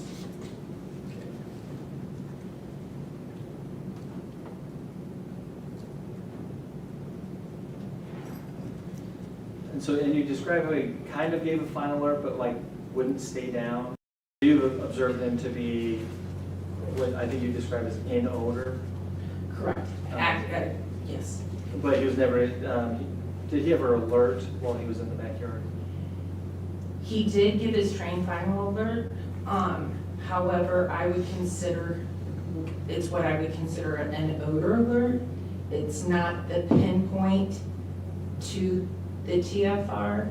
What he does in that situation, he's actively working odor. He gets to where he believes in his mind is the strongest source of odor, and he will give his TFR, and then he kind of gives it up, and then he would actively search again, running his nose up and down the tracks from where like the machinery had been in there, going up and down the fence. And that's fairly common just because of thermal dynamics and the way that odor moves. He's once again trying to rule out that this isn't the strongest source of the odor. There's a stronger source someplace else, and I need to actively find where the strongest source is. Gotcha. And on the, in November when you ran in, did you follow all the normal procedures that you would follow according to the way that you two have trained and certified together? Yes.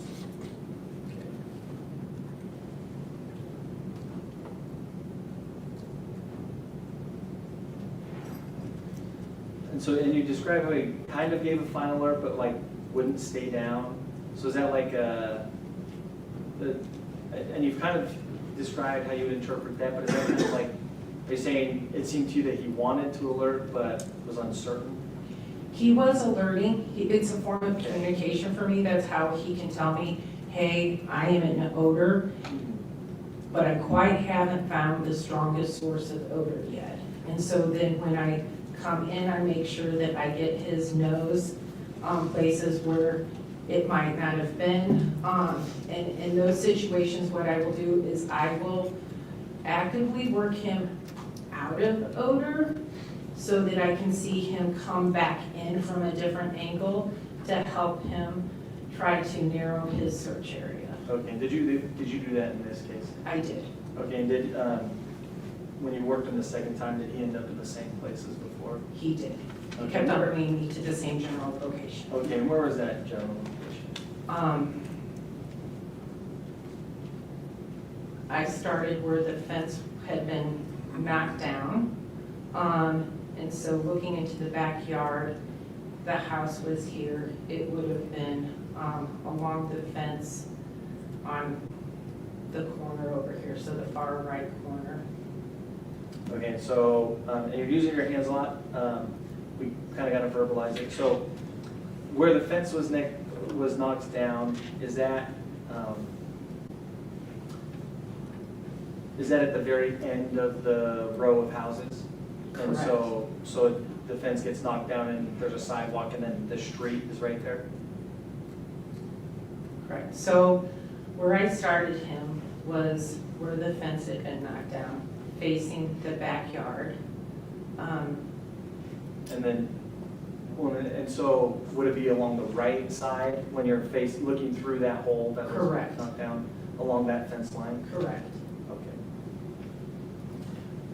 And would excavation activity, like all these, because you're describing heavy equipment, vehicles, would that interfere with his ability? Well,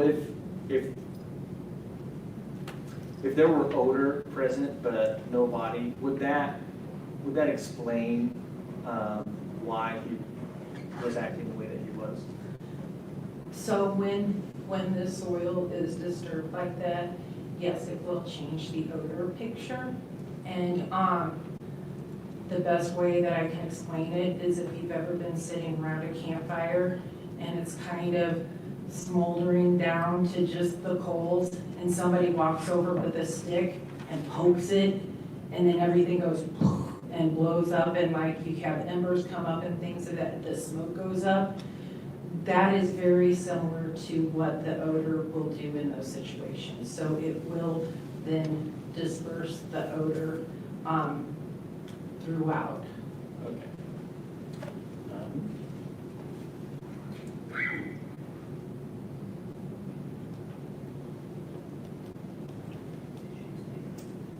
I think that's all I have for you. That's all. She's basically saying here that the ground itself being dug up and everything else kind of sends those scents up, like you're poking a fire and the embers of the fire go up. So the scent that her dog was alluding to was everywhere, and her dog could not pinpoint on the strongest scent, the strongest residual scent, but did give an alert. Questions from the state or cross-examination? Yes, please.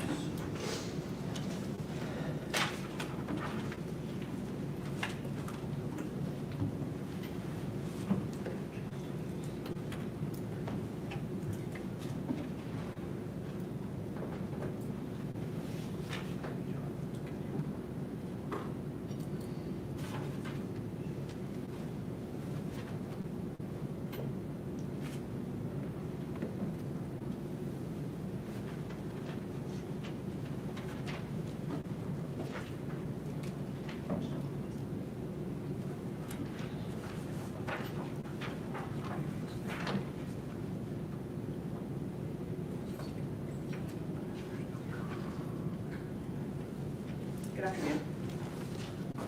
So your dog is Bannock, correct? At that time, yes. I was running canine Bannock, yes. Was Bannock your first dog? No. So you've had previous dogs? Correct. How many previous dogs have you had? 3 prior to Bannock. How long do dogs typically last in the cadaver human detection world? I would say typically 8 years. I mean, it's kind of like how long can a person play football, professional football? It's really determinant upon the individual dog. Sure. And what breed is Bannock? He is a German Shepherd. German Shepherd. Okay. Is he your first German Shepherd? No, he is not. Okay. He was actually my 9th German Shepherd that I owned personally. I did not train all of them, but he was my 9th German Shepherd that I owned. And then the other breed of dogs prior to Bannock, were any of those German Shepherds? Yes, they were. Okay. All of them. All of them were. Okay, so you've solely dealt with German Shepherd scent dogs or cadaver dogs? Correct. Okay. And then you said that, what organization do you work for? I am with, well, I work for several. Specifically on the case before the court today, I was called in from the National Center for Missing and Exploited Children. I am certified with them. So you have not, you're not with Idaho Mountain States? I am with Idaho Search and Rescue Dogs. Okay. So do you? She also works for the National Center for Missing and Exploited Children. She's got national standard certifications. This woman and Bannock are absolutely amazing, an amazing team. You work with Yodi, or have you ever worked with a canine named Yodi before? No. No, okay. No. Nothing. No. Not that I'm aware of. You said Yodi? Yes. No. Okay. And just taking a step back, in this cadaver dog field, is there any sort of standardized training that a dog has to go through before it can be certified? There is no one specific standardized training. No.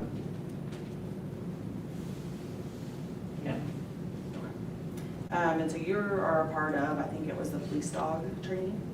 The North American Police Work Dog Association is who I certified through. Okay. And they are not the only certification agency, correct? That is correct. Actually, I certified under 3 different organizations. I had Bannock certified through 3 different organizations. Okay. And there's no one organization that is the prime organization that a dog should be certified through? In the United States? Yes. There is no one standard. That is correct. And when you are working with Bannock, you said that you go through this kind of testing procedure with him, correct? That was a big question. So when you work with Bannock, when you first certified with him, that certification process, you had to go through this test environment to make sure that he didn't have any false positives, correct?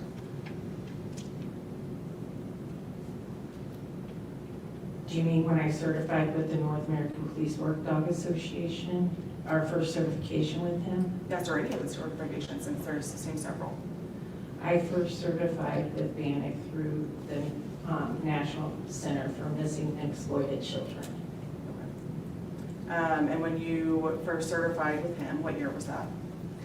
That was 2016.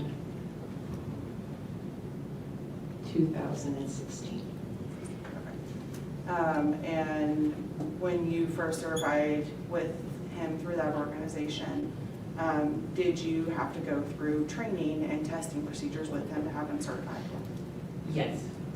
And when you were certifying with him, you had to go through essentially a testing phase, correct?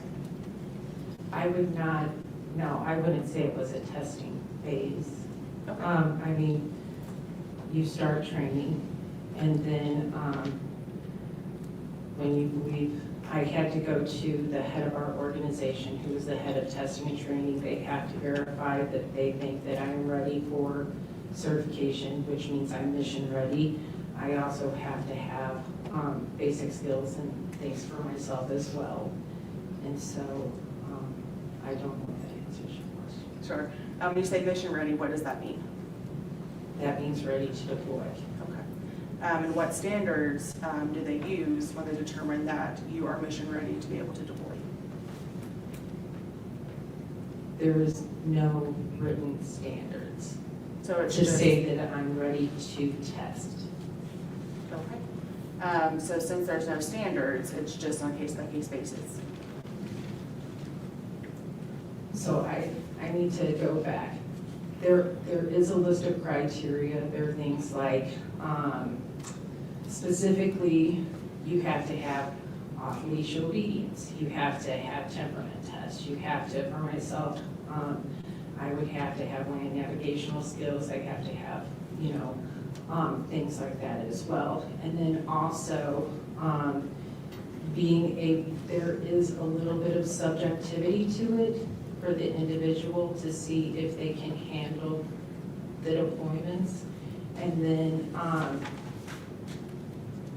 for our organization, It usually follows that you do search and rescue type testing first prior to getting more of a law enforcement type certification.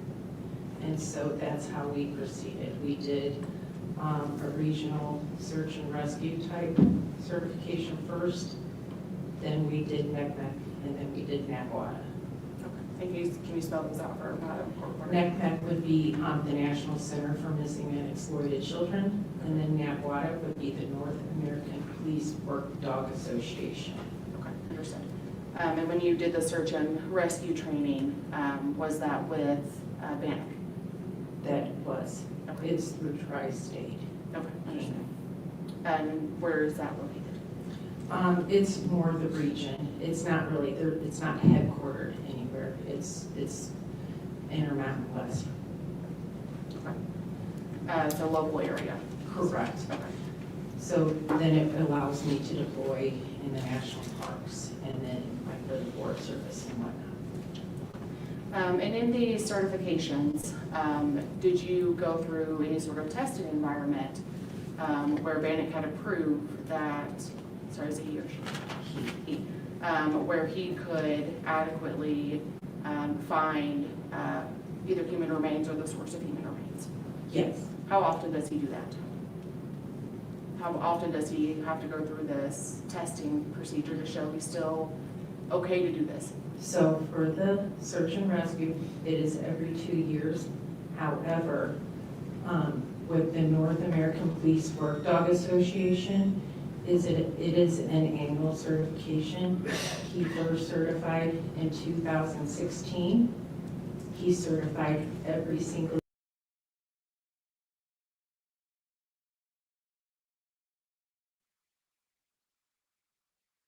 Gonna take just a 1-minute break and I will be right back. I don't want to miss any of this.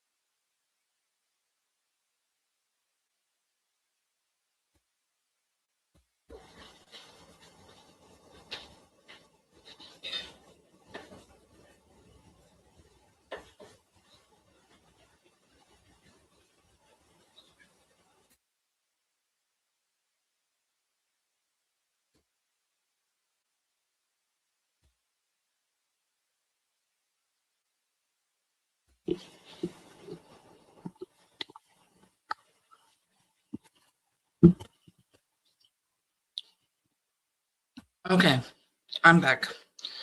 Let's continue.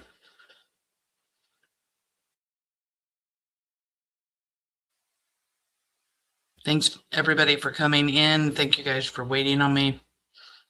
I needed substance. year until his retirement in 2025, with the exception of 2020 because of COVID. When they go through this annual certification, how many courses do they have to go through? So how many? So it's a multiple day certification. There are 6 components. The 6 components would be vehicle, building, area, water, burial. I think that's 6. So it's one vehicle they have to test on? No. Multiple vehicles? Correct. In each component, there are multiple, like say for the vehicle component, there are multiple vehicles, so they can't false alert on a vehicle that does not have human remains on it. So they have to clear vehicles, and then they are only allowed to alert on the vehicles where the human remains is present. And also, once again, I think I mentioned this earlier, they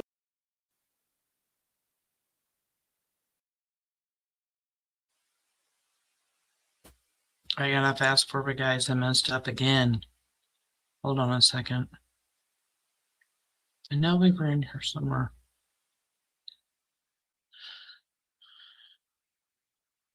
I was trying to stop to just talk about how she corrects this defense attorney a lot when she's given testimony. The way that they try to discredit the handlers and their dogs. I mean, I know they're doing their job, but to me, there's no, with all of the certifications and everything else, I mean, with Yodi, you know, hitting on human remains all the way back to the 1800s, and then you have her dog that's gone through all this training, certified through, you know, 3 different places in the United States, and working for the National Center for Missing and Exploited Children is just huge. I'm going to try to find our spot again because, yeah, it's hard to keep the video going when you're trying to pause and play the video.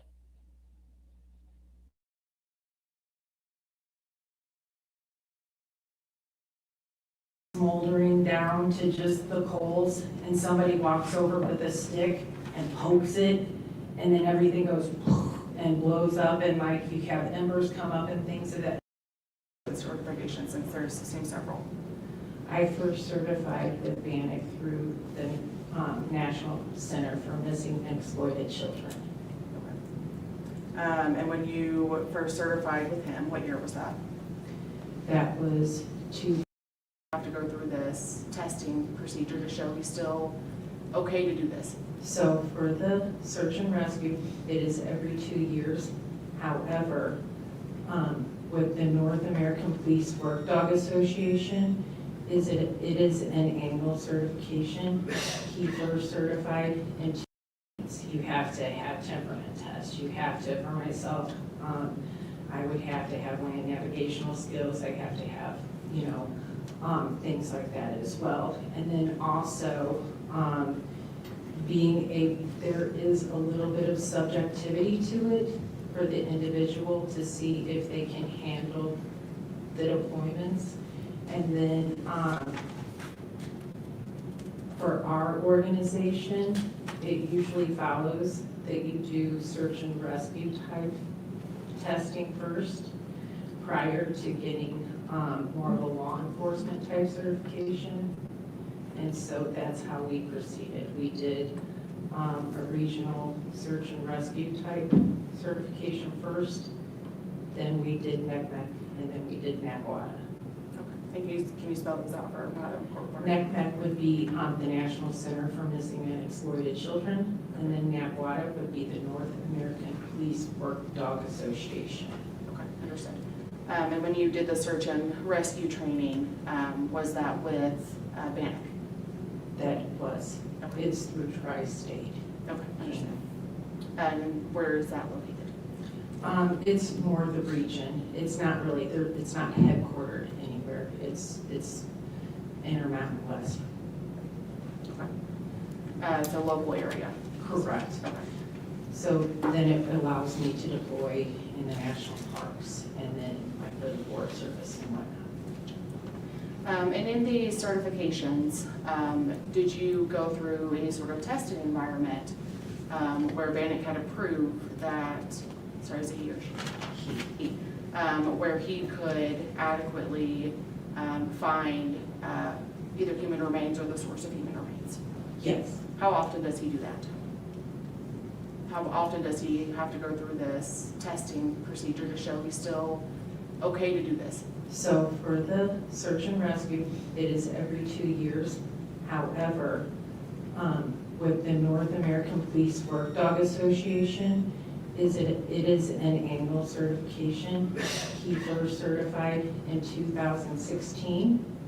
He certified every single year until his retirement in 2025, with the exception of 2020 because of COVID.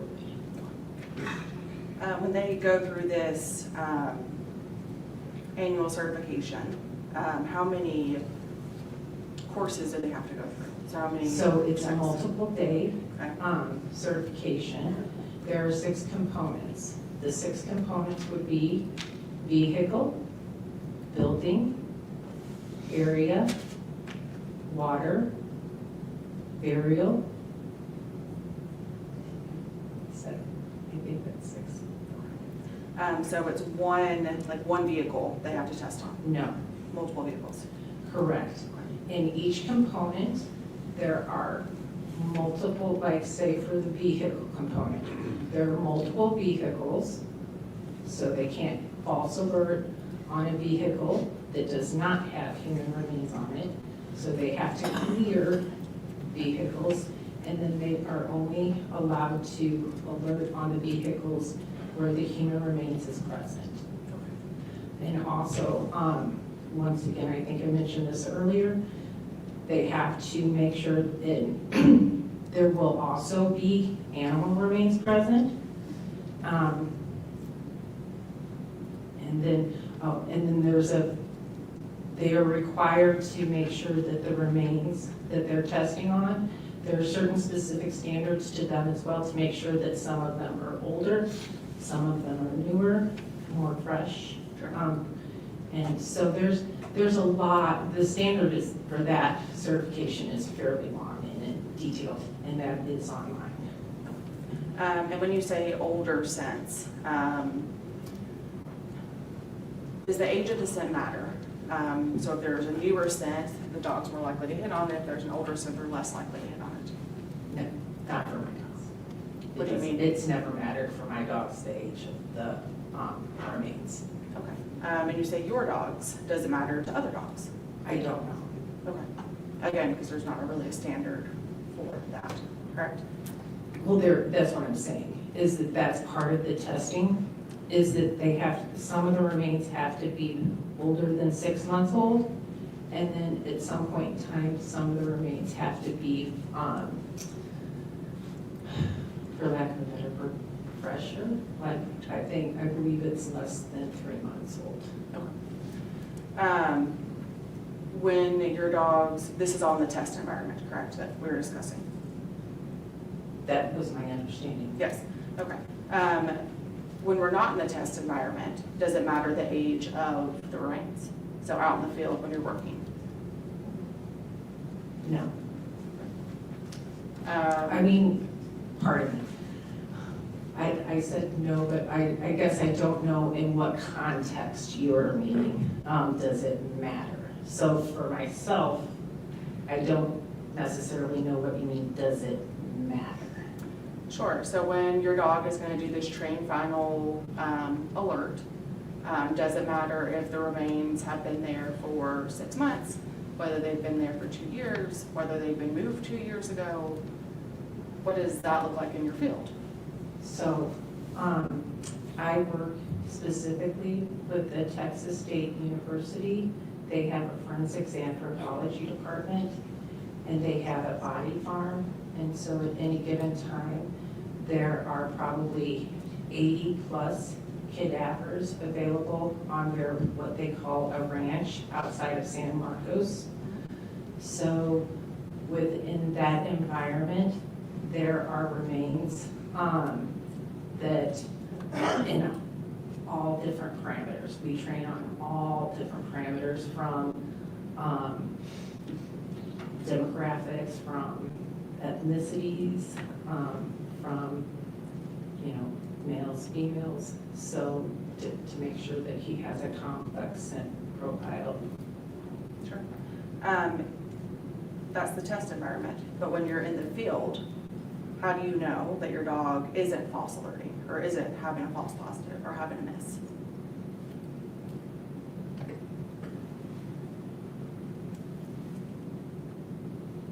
Because I've always been able to,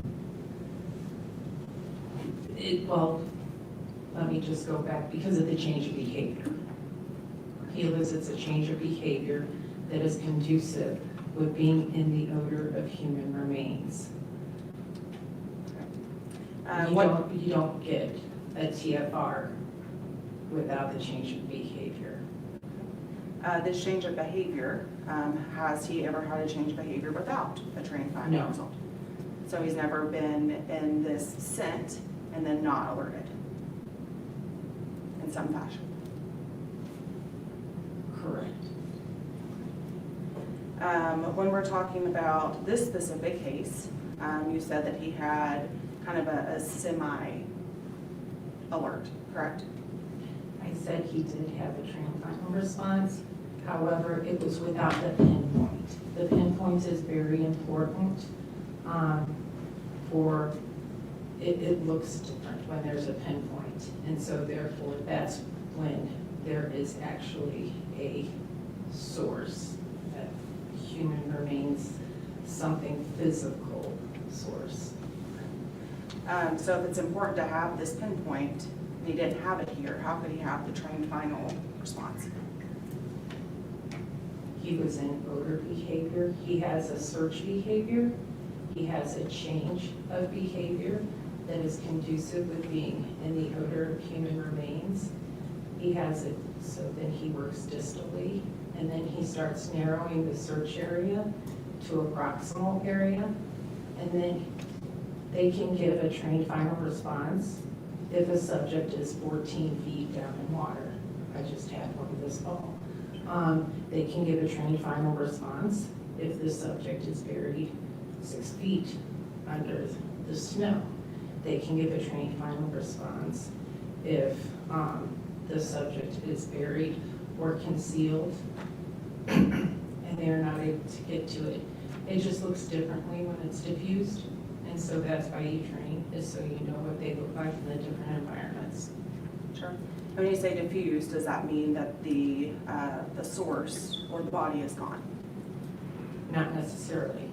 It means that the odor is diffused or dispersed. So best practice would be for you to be in a location where the dirt hasn't been disturbed or there hasn't been any sort of excavation. I would not say that. Okay. So it's better to have an excavated area then? I would not say that either. Okay. I don't think that one's better than the other. They're just different. You said that Bannock in this case, he alerted to the far right corner of the yard, correct? That area. Okay. Again, because there's no pinpoint of where the area was, correct? Well, because we don't have a map, I'm not exactly sure when you say that, I'm not exactly sure what you're referring to. Sure. So it was that general area, if I'm understanding you correctly. Sure. So the fence is down, correct? Correct. Where he did this trained final response was near the back area of the yard, correct? Once again, I don't know that I would say it was, the fence runs along here, the house is here. It was, let's say, 2/3 of the way through the backyard. It wasn't necessarily along the fence line. It was out more towards in the yard. I believe that there are videos. Okay, fair enough. Videos from?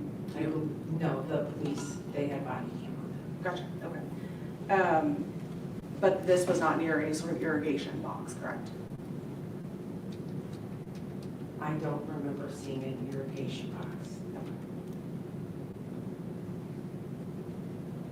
And then you did the search on the 13th, correct? November 13th of 2022. That is correct. Do you keep any record of your searches? I do. Okay. However, I do want to say that we had an accident, and there was the trailer that we keep our documentation in. I think it was 2 winters ago, the roof was ripped off, and we did experience some of them were damaged, and we threw them away. Do you keep a electronic copy? I do not. So just a bit.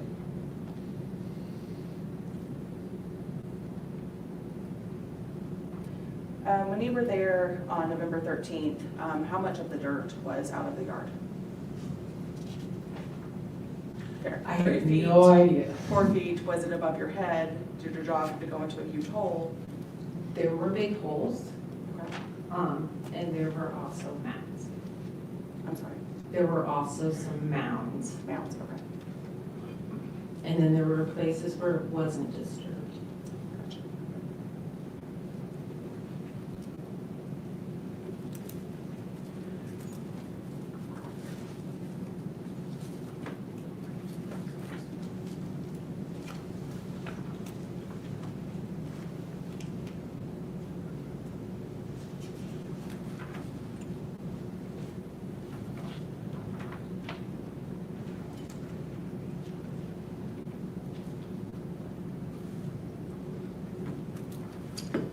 Other than this residence, did you go to any, you and Bannock go to any other residence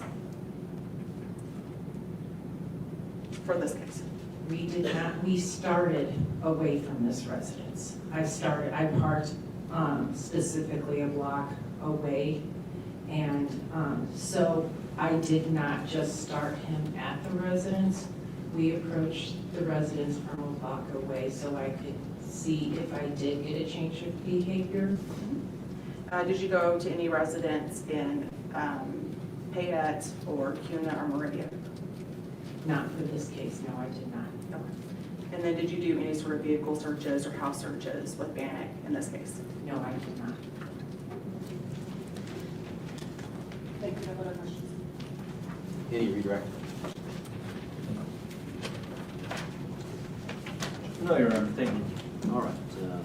The state wished that Ms. Hulburt be retained for the No, Your Honor, she can be excused. purpose For our of this purposes. proceeding. Not Yeah, for our purposes, she can be excused. does defense wish that Ms. Hulburt be retained? No, Your Honor. All right.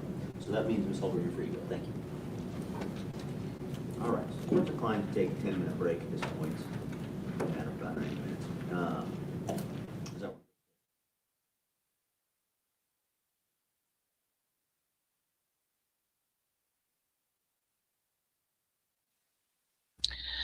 Good night, McSporin. Thank you for coming in.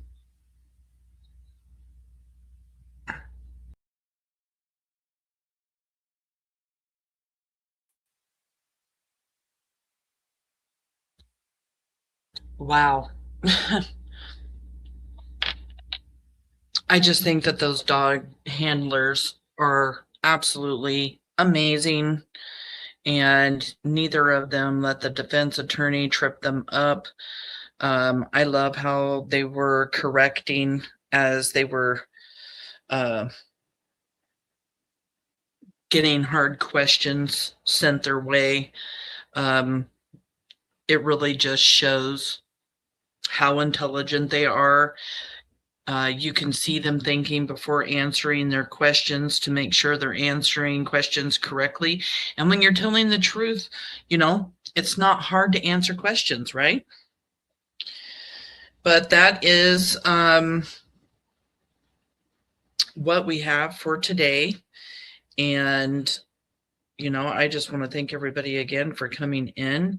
Tomorrow there will be a deputy, the one that found the letter that Stacey Wondra'S wrote to the Vaughn family.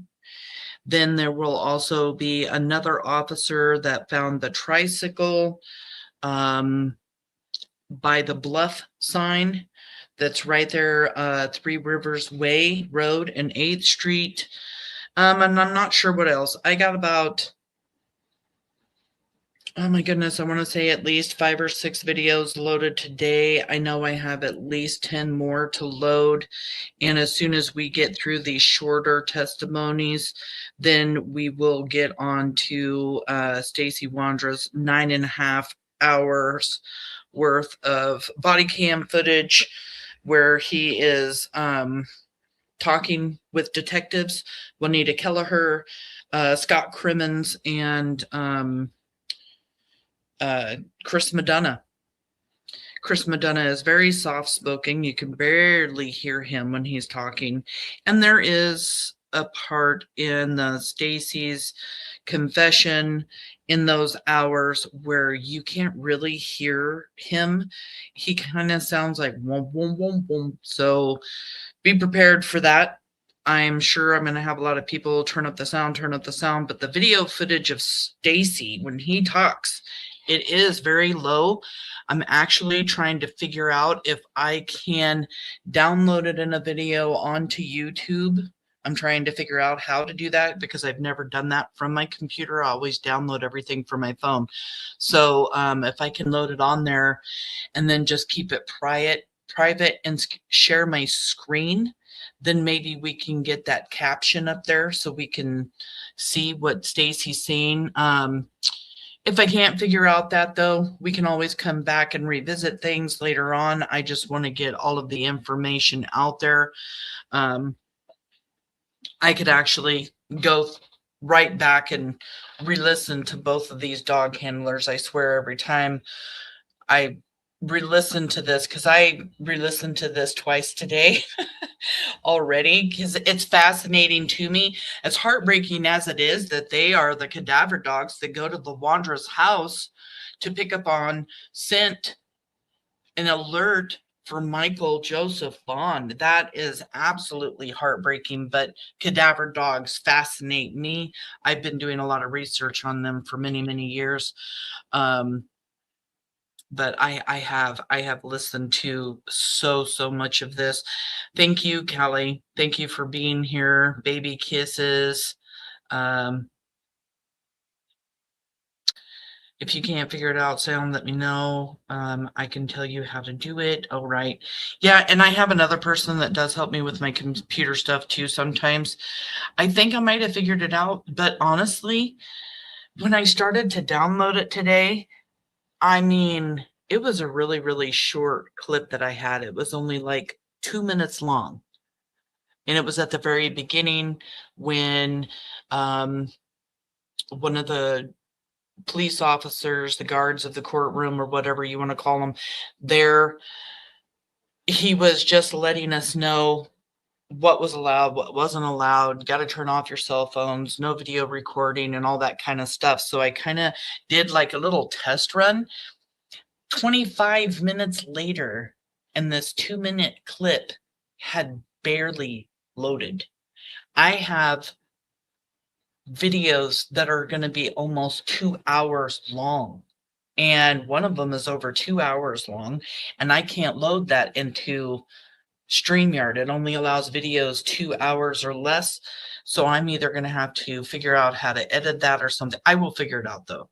Don't worry. I will figure it out. I just noticed that she asked her about Meridian Wonder. Why? Because that's about 10-15 minutes from Cuna. So Brandy even backed me up on this last night. Red Wing is Meridian. They have to rename streets every so many feet.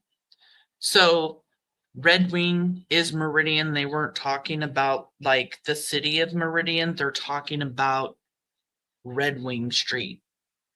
I know that confused me at first too, until somebody told me Meridian and Red Wing. When you look on the map, you can actually see Meridian as that street instead of it saying Red Wing. I don't know what the heck's up with all that. That would be so confusing to me.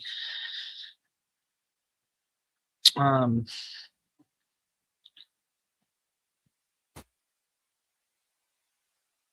just sit here sometimes. You are so welcome, Pidge. Thank you. You know, I just sit here and you're hearing cadaver dogs talk about they did alert, you know, and that's what's so sad about it. They're in the Wondra'S yard. We know why they're in the yard. Here they are alerting in the yard. And just to go over a little bit, the dog, Bannock. So Bannock was in that backyard. It was picking up on that residual scent as it's walking back there, not being able to pick up on the strongest scent, but definitely showing her handler signs of smelling the residual scent. And that's how she knew that her dog was alerting to residual scent. But like she said, Bannock couldn't pinpoint, because there's supposed to be one pinpoint, one spot. This is it. Just like the other dog, Yodi, laid down right on top of the irrigation box. That was her final alert. Well, Bannock couldn't figure out this one pinpoint, and Bannock doesn't hit by the irrigation box or the irrigation pipes or in any of that area, because you heard earlier when Yodi had hit over there, they took out the irrigation box, they took out the pipes, they dug 6 feet down. First they started hand digging to get around everything and around all of the pipes. Then they pulled that all up, and then they just kept digging, because they're digging because they were looking for Michael. You know, they're not back there digging to dig. They were looking for Michael, and they're going down a couple of feet and 3 feet. Still haven't found him. Maybe they buried him deeper. Okay, let's go down 4. Let's go down 5. Eventually they make it to 6 feet. No Michael. And when Yodi comes back, Yodi isn't hidden in that area anymore. So it's like all of the residual scent that had been there previous to them digging was dug up and taken away. You know, they took 250 yards of dirt out of that backyard. So when Bannock comes, that scent is already gone, but there was still scent. You hear Deborah talk about how her dog immediately started pulling her in the direction of the Wondra'S house without even knowing where they were going. That dog was already onto something. That's how good these noses are on these dogs. I mean, they can be anywhere from 125 million scent receptors all the way up to bloodhounds that have over 300 million scent receptors. And let me look up real quick. I wonder how many a German Shepherd.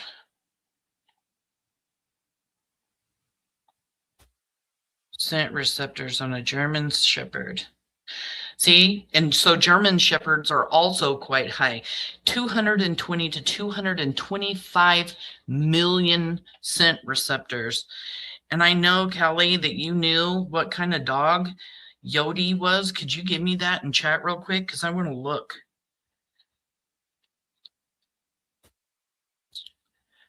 I want to look it up.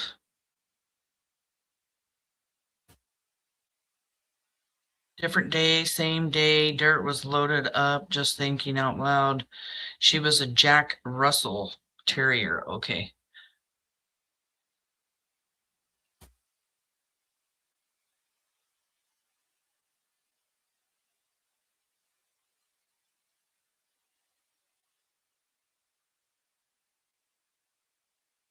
Okay. So exceptional sense of smell with 100 to 300 million scent receptors. God, that gives you a large a large gap there, 100 to 300 million. So a question here, Kelly was thinking out loud about the days, different days. So I believe one was there on the 13th and one was there on the 14th. Don't quote me on that because I don't have my notes in front of me, but I do not believe that they were there the same day. But you have Bannock there smelling a residual scent, showing all the signs of the residual scent, alerting on the residual scent, but not being able to pinpoint. And that's just to break it down, you know, what she was saying, because when you get into, you know, all that technology, you may not be able to understand it, but that's what she was saying. Bannock could just not hit and just could not pinpoint on that strongest scent back there. But both signs alerting to residual scent, one giving a final response, and these are only 2 out of 5 cadaver dogs that hit in the Wondra'S backyard. And Yodi was also used to go over to Snowbell, which is in Cuna. That's Tina Mariel's house, Brandon Shirtliff's mother's.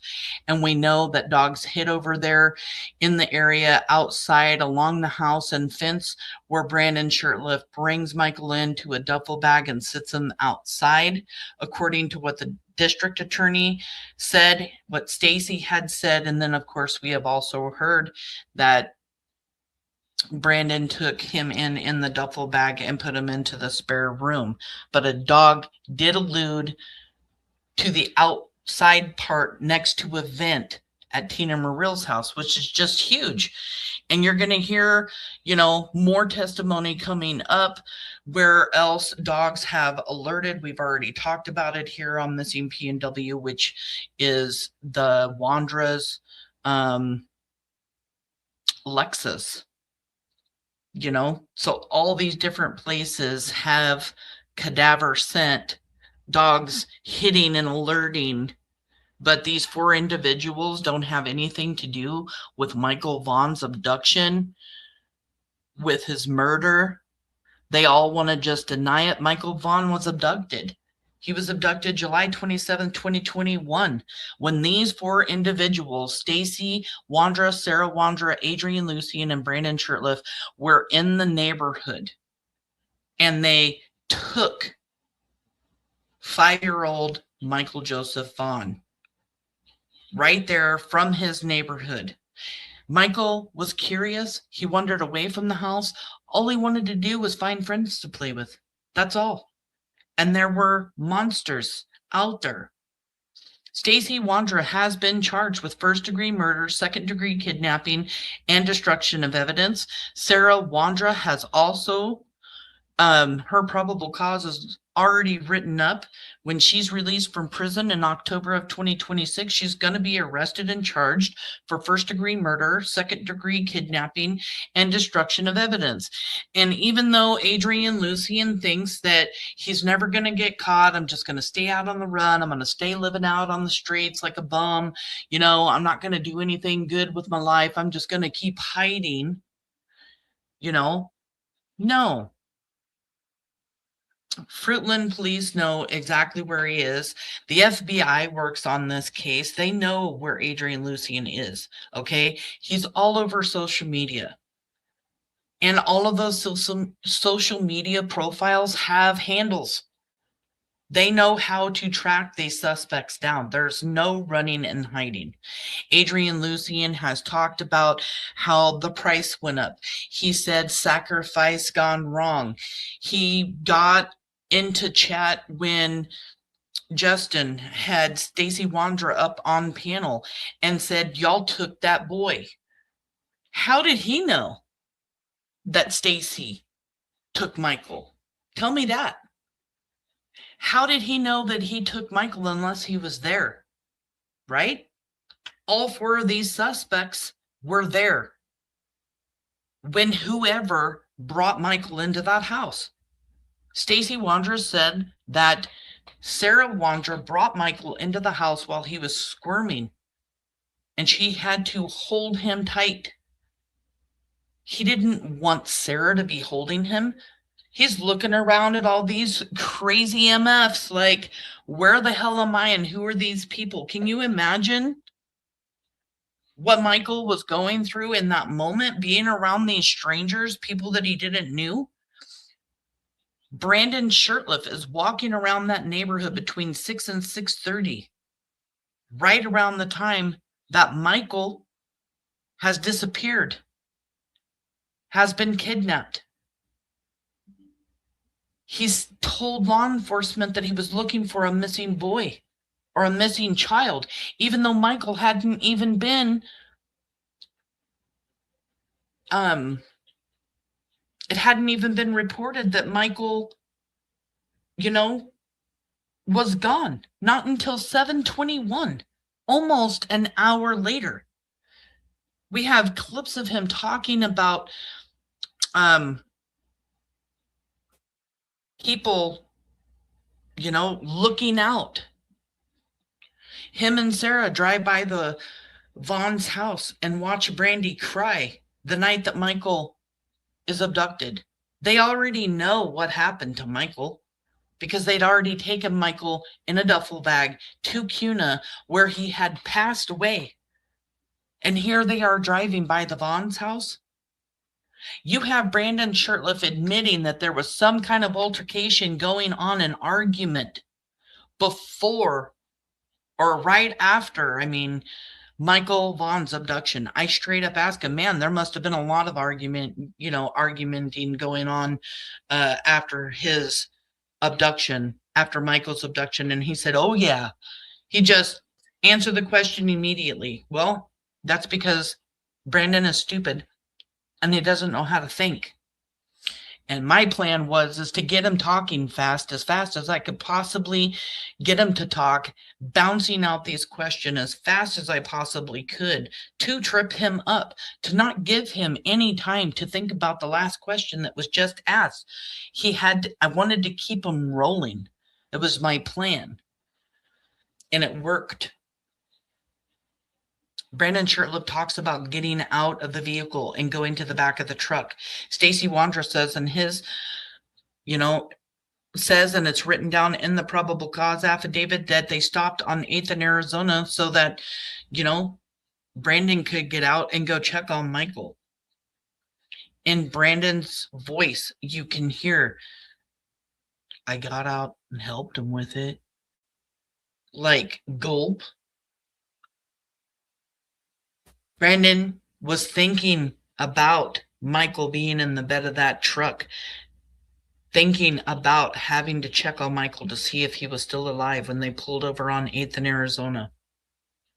These suspects have knowledge of things that they shouldn't have knowledge of. Have they not had any kind of knowledge of Michael Vaughn's abduction? They are murderers. They are kidnappers. They made a plan to go kidnap a child. Stacey Wondra'S is seen at the splash pad, not only getting out of his car and checking on the handle, but waving at kids. And you'll hear that testimony too. Juanita Kelleher talks about it.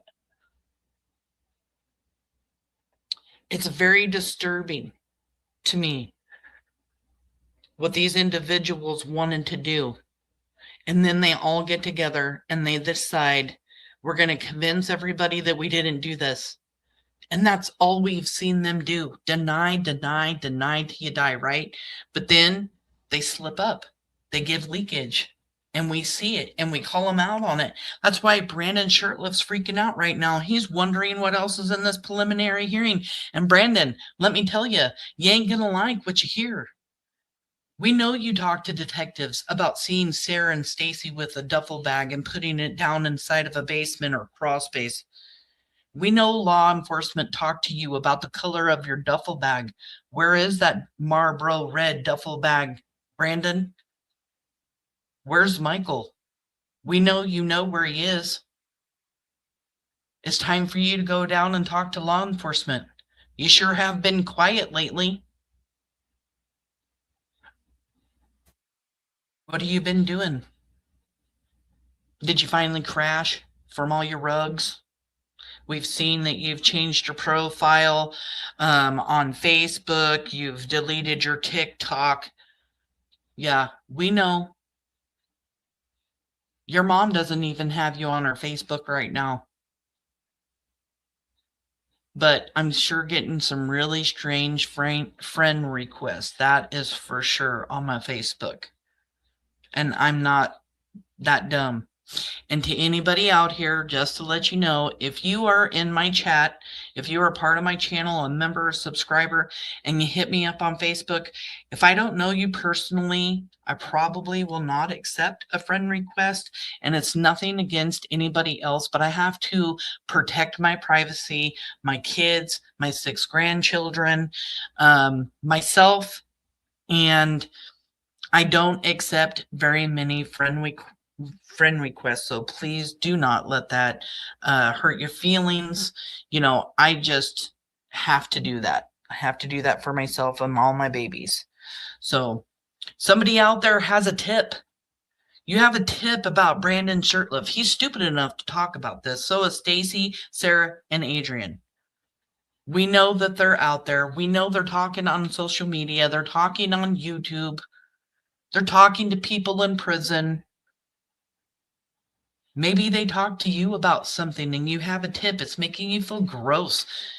It just doesn't sit right with you. Well, that means you need to call law enforcement. The telephone number to give a tip is 208-642-6006, or you can email findmichael@fruitland.org. Excuse me. No tip is too big or too small. Let law enforcement decide whether or not your tip is credible. Doesn't matter how big or small you think your tip is, please turn it in, please. Just because Stacey's going to trial doesn't mean that you cannot turn in this information. This is still an ongoing investigation. Still. So, new banners, new flyers are going up. The Vaughn family is going to be suing the woman that took all those banners down.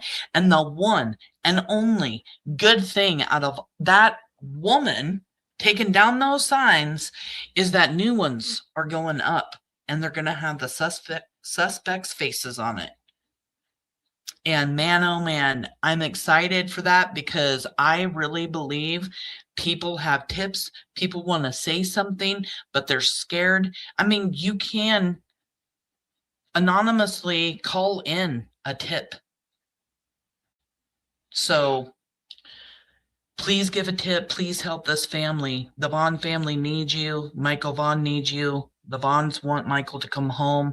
If you can help with that, there is a reward for over $50,000. The tip line phone number again is 208-642-6006, or email findmichael@fruitland.org.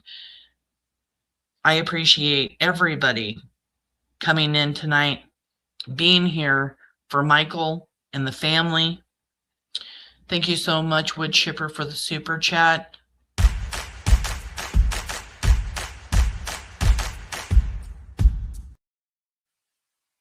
Michael Vaughn, justice is coming. Thank you so much for that. I really do appreciate it. Stacey told us he felt lighter after telling his mom.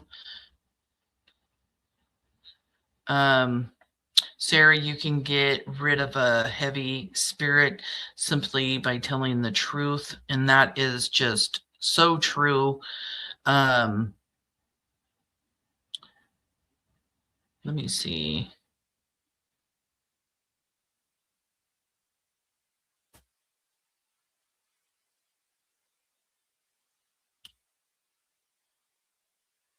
Hi, Lori. Thank you for coming in. Tim here. Susie, actually. Thank you so much for being here. 1, 2. These bitches coming for you. It's us. We're the bitches.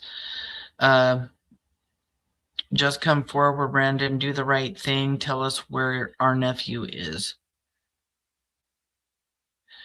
You cannot sue. Brandon, scared to sue? He would have to talk about Michael. He's not going to sue. And if he does, I will gladly sign the paperwork and come to court.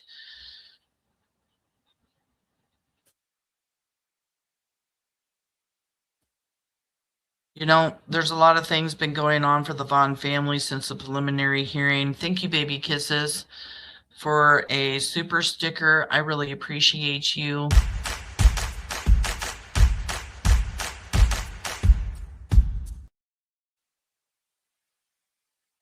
Wonder who took them down, if they're related to the case. Brandon's possibly. Thank you, Sam, for sending all my love and prayers to the Vaughn family. Thank you guys so much. Brandy, we love you. Tyler, we love you. Pidge, I love you, sweetheart. Thank you so much for coming in tonight. I hope that wasn't too much to handle. You know, because we do get deep here sometimes. I want you to protect your heart anytime you come in here, okay? I love you, honey, and I cannot wait to come visit Idaho, see the family, and hang out without having to go to court and all that kind of stuff. We can actually maybe go hang out by the river or something, do some swimming or look for rocks. Michael Joseph Vaughn, that's who matters. That's all that matters to all of us. And justice is coming. Thank you guys for being a part of Monkey's Army. And thank you for all of your support always, not only for myself, but for the Vaughn family and for Michael Vaughn. You guys never let me down. You always show up, and I appreciate you all so very much. Have a great night. I will see you Thursday. Tomorrow's Wednesday. It's my Wednesday with my grandbaby. So see you Thursday with some more on the preliminary hearing, and we'll still be in the first day of the preliminary hearing. Have a good night, everybody.